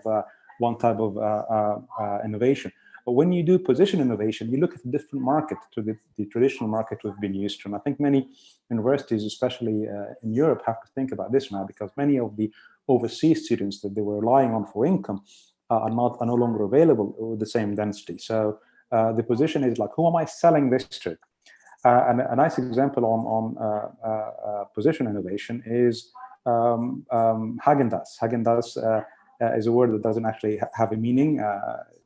It is made up to sound Scandinavian because they wanted to sell dairy products to Americans, and Americans have this mental association of dairy products being really good when they come from Scandinavian countries. And they actually said, okay, who are traditionally the consumers of ice cream? And sure, we'd all say, oh, it's usually children. They said, okay, let's package our product differently and look at different market, which is the adult market. Let's offer different tastes and flavors, like maybe coffee, maybe this and that. So basically, they've expanded the market quite a bit by changing the position in the market from targeting a specific category of customers to another. And I think, again, we have the opportunity to do this in the higher education sector. I much prefer to think of higher education as providers of human resource development at multiple levels, not just the undergraduate level and the postgraduate level who want to get masters and PhDs, but more like people who are at work would like to retrain or retool and acquire new skills. And there's a huge need for that right now because of the massive deceleration of economies around the world, the West included. Many people have lost jobs. Many people are now having to rethink about what sort of employment they wish to rejoin. And one of the solutions actually that someone actually has just set up a startup in the UK is precisely that, to retrain people who've lost their jobs on digital technology. Because although the demand on traditional jobs like maybe shop assistant and the sort of stuff that would require or rely on people going to the shops and buying things. Now everybody is much more leaning towards ordering things online. So what do we do? Okay, but the demand on digital skills is increasing. So and there's a body of workforce that could be retrained. So this is an opportunity for us when we rethink again our position from suppliers again of degrees to students to suppliers of skills and competencies to mature people who are working active workforce would like to extend or expand their digital skills to join new careers, perhaps. And you know, I think if we just get out of our traditional boxes and think like that, we can actually benefit from this crisis. So it carries the seeds of very good and effective transformation. This is from a book by Lind and others on business model transformation, and there are two main dimensions here. One is the dimension of customizing the offering, and another one is how inclusive or how encompassing the offering is. And they've got like 4 quadrants, and everyone has a degree of low or high. Is someone trying to tell me I've gone over time? No? Yeah. You are just running out of time. The session is amazing. It's excellent, but we have shortage of time. Please, if you can wrap up in a minute. Right. Okay. So yeah, let me jump straight. I mean, there are a couple of slides here on describing some transformation. But I think for me, higher education is going maybe something like this: from offering standardized product with sort of very limited scope and provision, to actually going in this direction towards more like a solution model, which is highly individualized, because people can now tailor their own retraining programs to what they need and what career they aspire to, even when they're in sort of the midlife or during the working careers, towards something that is highly individualized and at the same time much more integrative than before. So it's not like these sort of standard packages of degrees that we offer students and that they cannot change except in a very limited way. When we have electives, something that they can completely tailor around the individual needs, at the same time something much more integrated, perhaps encompassing multiple disciplines, not in the traditional ways that universities have traditionally done. So yeah, so there's a mental gap here that has been, or there's a mental leap actually in attitudes that has happened during the last only 5 or 6 months. Which is really quite amazing. Where people and businesses and individuals are much more receptive to thinking differently and using digital tools to leverage their career shifts and transformations. So I think I'm gonna jump these things and just look at maybe I'm a professional trainer. I've trained as a trainer so that I can actually help change some of the attitudes that I find less than helpful in higher education. So really we need to do things like attitude change towards flexibility to the students and the learners in general, more access, wider access to all sort of people. We also need to wider access and multidisciplinarity and inclusiveness to boost innovation, to actually get proper innovation in people from different backgrounds, different interests and different skills. So it's actually in our interest, not just to make money and have more students, but to enable innovation. More variety in the courses, more flexibility and configurability and reconfigurability. We don't have to sort of impose the same diet on everybody. Responsiveness to industry needs and towards lifelong learning. Then using the digital tools that we've already seen and utilized, there's space for more use of that, greater and tighter connection with society, especially industry, more innovation, more impact, more useful things, not just degrees, and more towards entrepreneurship and startups that we need to encourage our students to uptake during our traditional teaching and supervision work. Professor, I think I'll stop here. Professor Jalal, thank you very much. It is very. I guess we need 1 hour to listen to your full thoughts, and it's very complicated. Thank you very much. It's been a pleasure. Just moving towards NAS, we have a next speaker, Ms. Samira Al-Balushi. Samira Al-Balushi is associated with the health sector in UAE. She is working currently at Sheikh Khalifa Hospital, and she is the graduate of American University in the Emirates. Floor is yours, Ms. Samira. Please go ahead.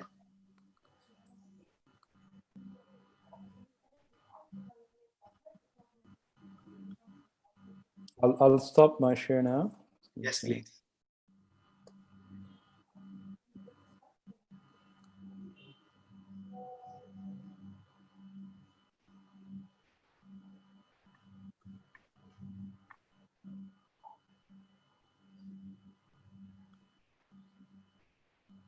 Ms. Samira, I guess you are muted. If you unmute yourself, it will be good for all of us. We can see your slides, but you are muted. Okay. Yeah. So I was talking while I'm unmuted. So thank you for inviting me. It's my pleasure to be a part of this forum, as most of the topics has been covered from my previous from the previous participant. So I'll just try to make it quick as possible. Okay. In my presentation, I'm going to focus on different business functions. So if you go back, as Professor Abhilasha mentioned earlier, after every crisis, there is a greater rise up. So if you go back to the previous crisis that happened in the worldwide, for example, in Deepwater Horizon 2010, it caused a huge oil collapse. This uncontrolled release created environmental disaster for like about 87 days. At that time, there was no machine or technology to contain it. The capping stock was developed. Now this machine is used around the world as a contingency plan. The crisis also can increase our reliance for the next event. The Asian debt crisis in 1997 had its deep downturn, causing unemployment, social disruptions, poverty in affected countries. But however, it was a valuable financial lesson for Asia a decade later in global crisis in 2008. Iraq invasion of Kuwait was a symbol of international cooperation among the Middle East.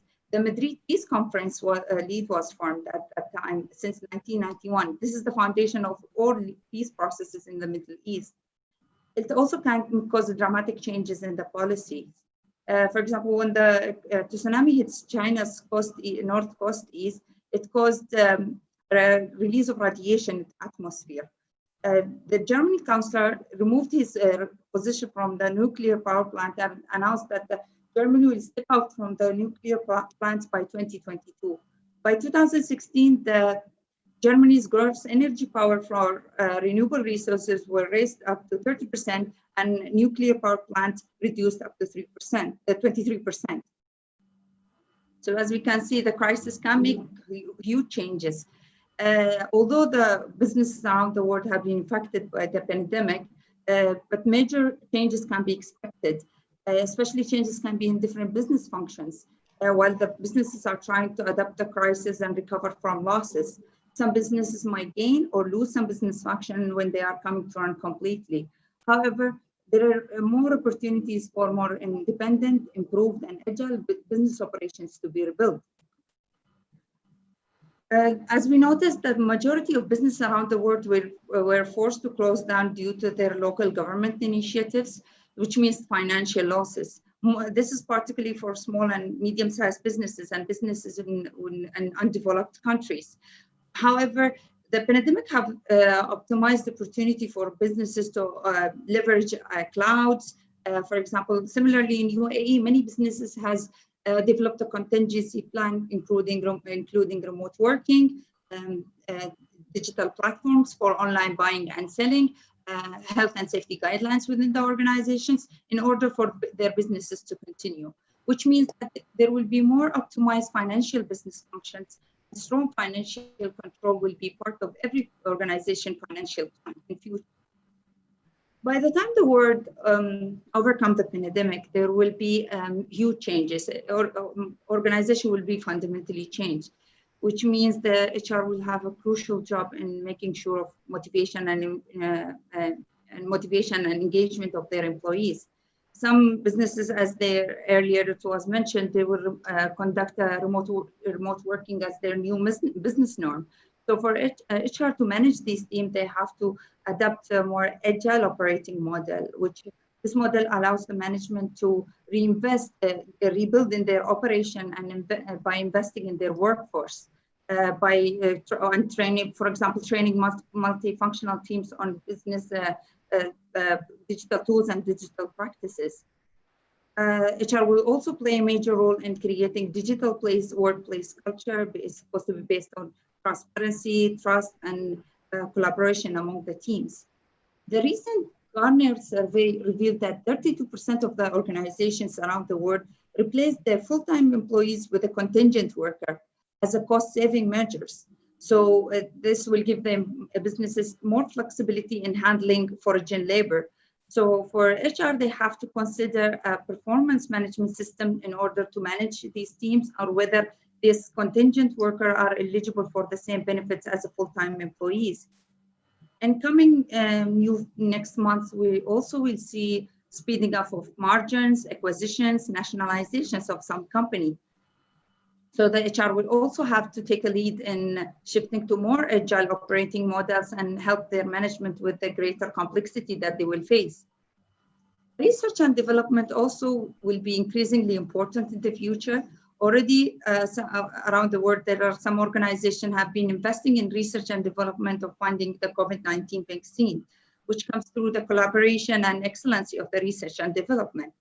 So there is a more chance that research and development will create the economic opportunities, innovation, and digital innovation. It's for the businesses and for the whole country. So if the businesses take their time and invest in the research and development, the flow of knowledge can be enormous.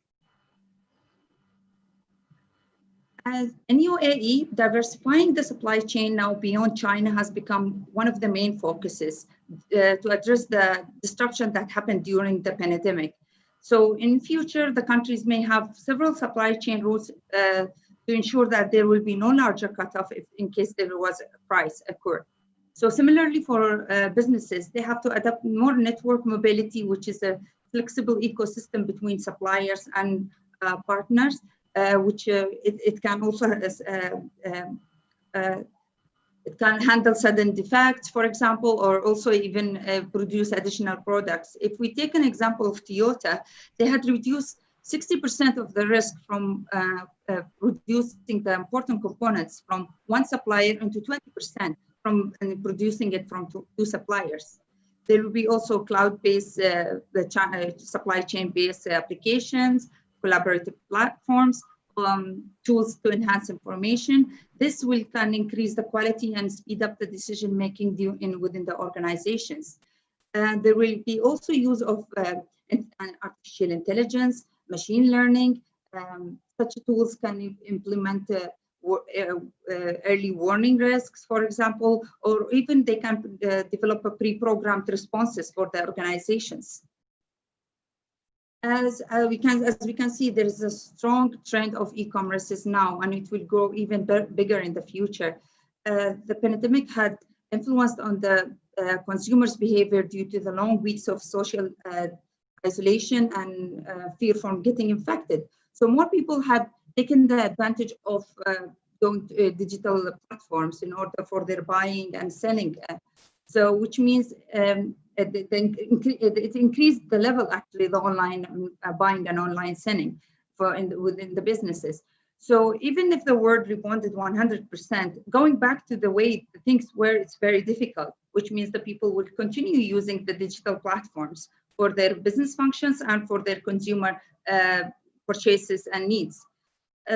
For this, has to be for the organization. They have to focus more and optimize more in their e-commerces to cope up with the future trend.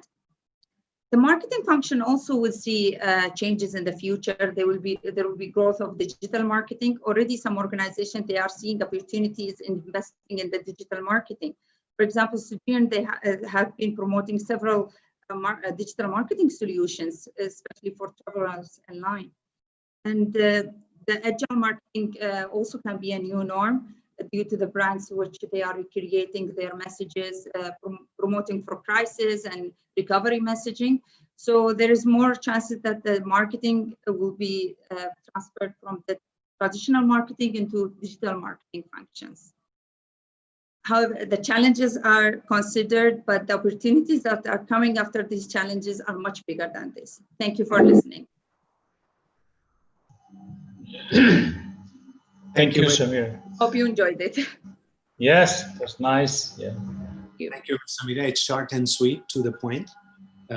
Without taking further time, I'm going to call Ms. Lojan. Ms. Lojan is the AGE graduate, and she is working with the Salem Johnson at Saudi Arabia. She's ambitious and self-motivated professional, and she has given many talks at a social media and also related with the business sectors in the region. I would like to call upon, last but not the least, speaker of the today's forum, Ms. Lejang. Yes, thank you, Dr. Tahir. I really thank you for this opportunity. I'm really appreciated. I'm really delighted. So going forward, I will talk briefly because most of the points we are going to talk about it have been covered. So let me share first.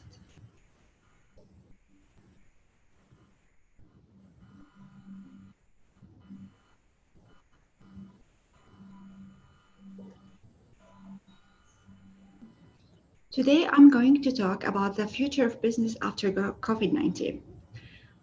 First of all, in order to predict how COVID-19 will affect or affecting the world, we need to see the history of the crisis and how it affected the world previously.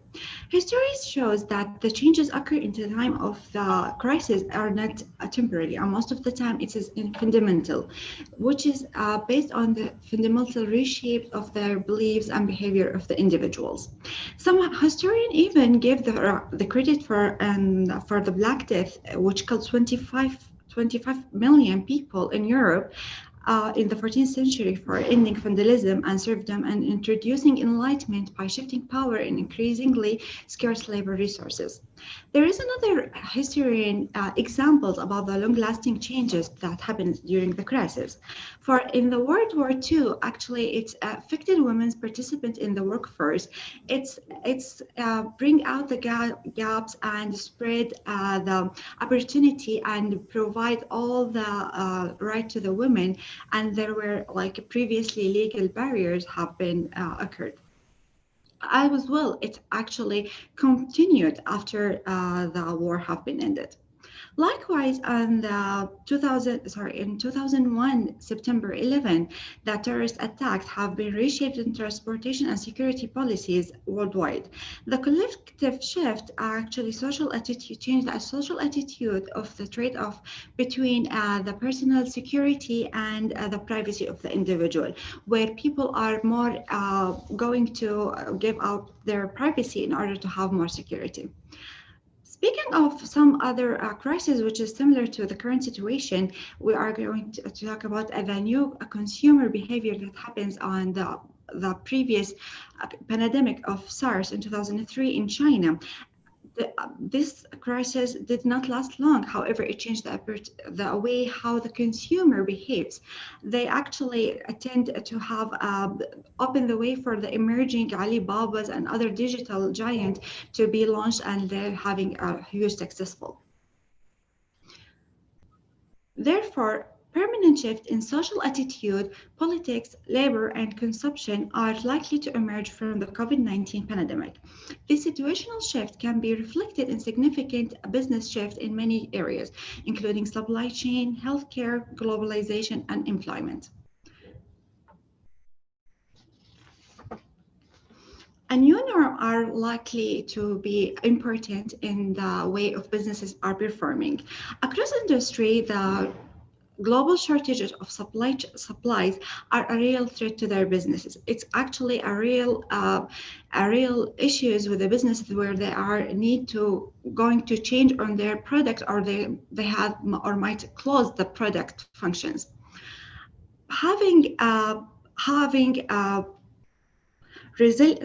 The resilience in the workforce are going to be introduced, and it is actually are very important to the supply chain functions. So the higher performance for local over global products and services are needed resilience across supply chain, driving a move, bring more resources near to the market share and near to the market and the production places. Moving into the effect of coronavirus has shown that how independent the world is and how dependent we are in global supply chain.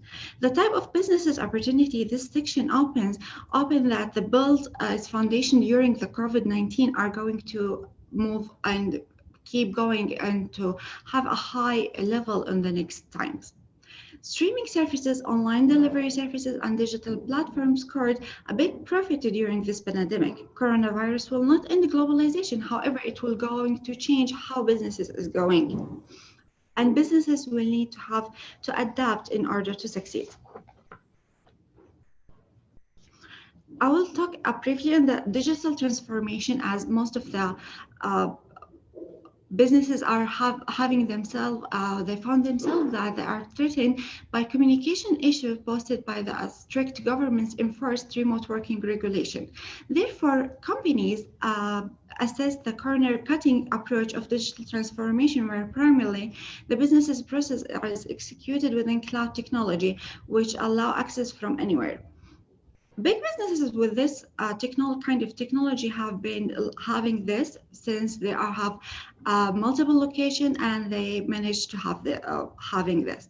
However, there is still a big rule for digital transformation, which will cut the cost and will reduce the human resources. Lastly, COVID-19 paved the rise of the content-free economy. In these areas, in the three areas particular, which are digital commerce, telemedicine, and automation, the COVID-19 pandemic could prove to be a decisive turning point. In effect, it is becoming possible to imagine the world of businesses from the floor of the factory to the individual consumer with minimizing of human contact. However, it's not eliminated. However, many people getting back to normal will include popping into stores again. Patients will still need to see their doctor and the complex needs. As well, many kinds of jobs are not automatable. In conclusion, trends that COVID-19 implemented is probably irreversible. Thank you, Dr. Tahir, and everyone for allowing me to be part of this. Thank you. Thank you so much, Ms. Lujan. It was. I hope it did not take a lot of your time. Yes, I mean, you was on time. Going very fast. Thanks. You know, like last person is always having a liberty to go a little ahead, but you was very rational. You took your time. Excellent. Thank you. Thank you, everyone. I'm really. Thank you. And, okay, Dr. Tahir, please wrap up and Professor Abhilasha will close. Yeah. Yeah, with your permission, if Professor Abhilasha is here, so she can close. Otherwise. Thank you very much, Dr. Tahir. It was such a wonderful and thought-provoking discussion. And I'm very proud to see the last presentation by Lujan as well. She made all of us proud because she's our lovely student also.